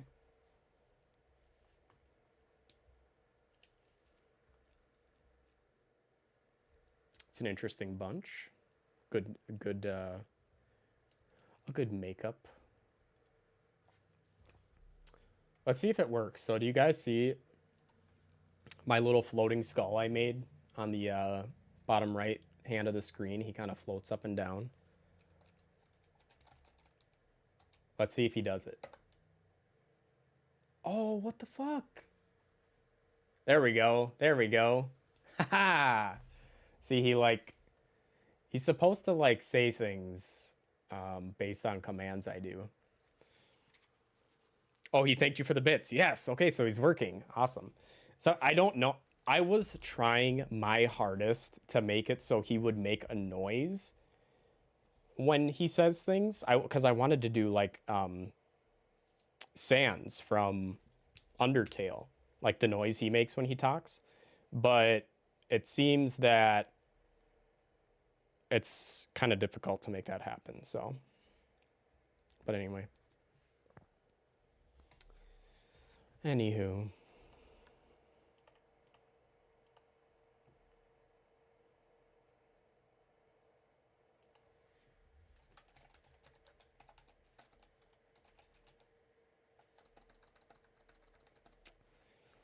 You know what really grinds my gears is when I look at who is online that I follow in my stream dashboard, it doesn't show everyone, and that pisses me off. That thoroughly makes me angry. Because I've missed out on rating some folks because it didn't show them as being online there. But, you know, that's what it is. You just got to deal. So I think that is where I am going to cut it for the evening. I am amped up. I am feeling great about our travels around the world. What game is next? Very good question. Let's see here. I have it actually on the schedule, I think. So tomorrow, my plan is to finish Hypnospace Outlaws. I think we're nearing the end of that one. I'm hoping I can figure out how to do the ending. If not, I may just look up a guide because it gets a little complex at the end. And then after that, I am going to be playing another like narrative-based game called The Lion's Song. Another kind of indie-looking game. Then on Friday we have another found footage. It's a kids dance instructional video, so that'll be interesting. And then on Sunday or Saturday, I don't know which one yet, playing a game called Night in the Woods. So we've got a couple of different games up on the docket here. So should be exciting. Should be exciting. All right, let's see here. Does anyone have any suggestions for raids? Otherwise, I mean, there are some people who are on, but if there's anyone new that you want to raid for peeps you got online, I'll certainly take a suggestion at this point.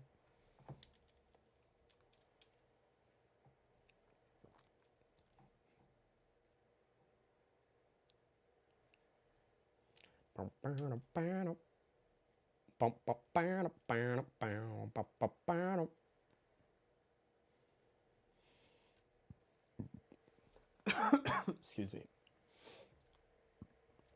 All right. If we don't have... Ooh, good thing to do before we shove off for the night. We'll end with the little Clem Cam. And look, she's there. She knows.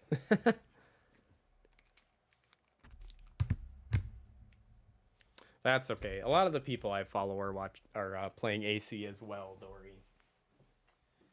Oh, Clem, are you ready for your next worm? Yes. Look she's amped.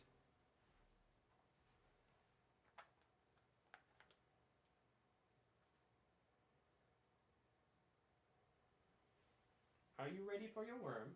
Hey, don't freak out. Come back. Come on. Come on.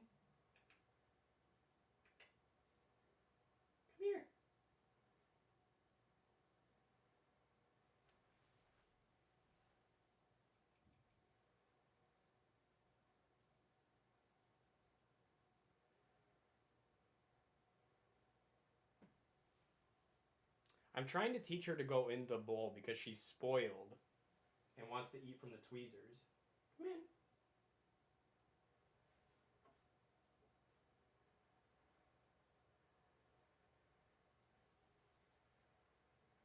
There you go. There you go. Ah, got it.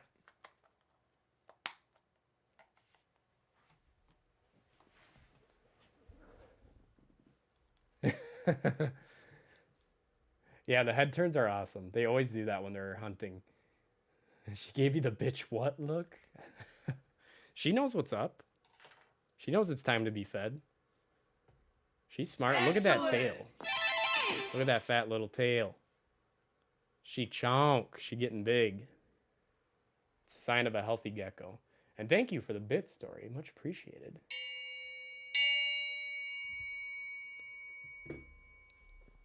All right, folks. It's been a blast. Thank you for traveling around the world with me in 79 days. We're going to go raid our friend Soli, so I want you guys to have a fantastic evening. Be excellent to each other, and I will see you tomorrow. Ta-ta.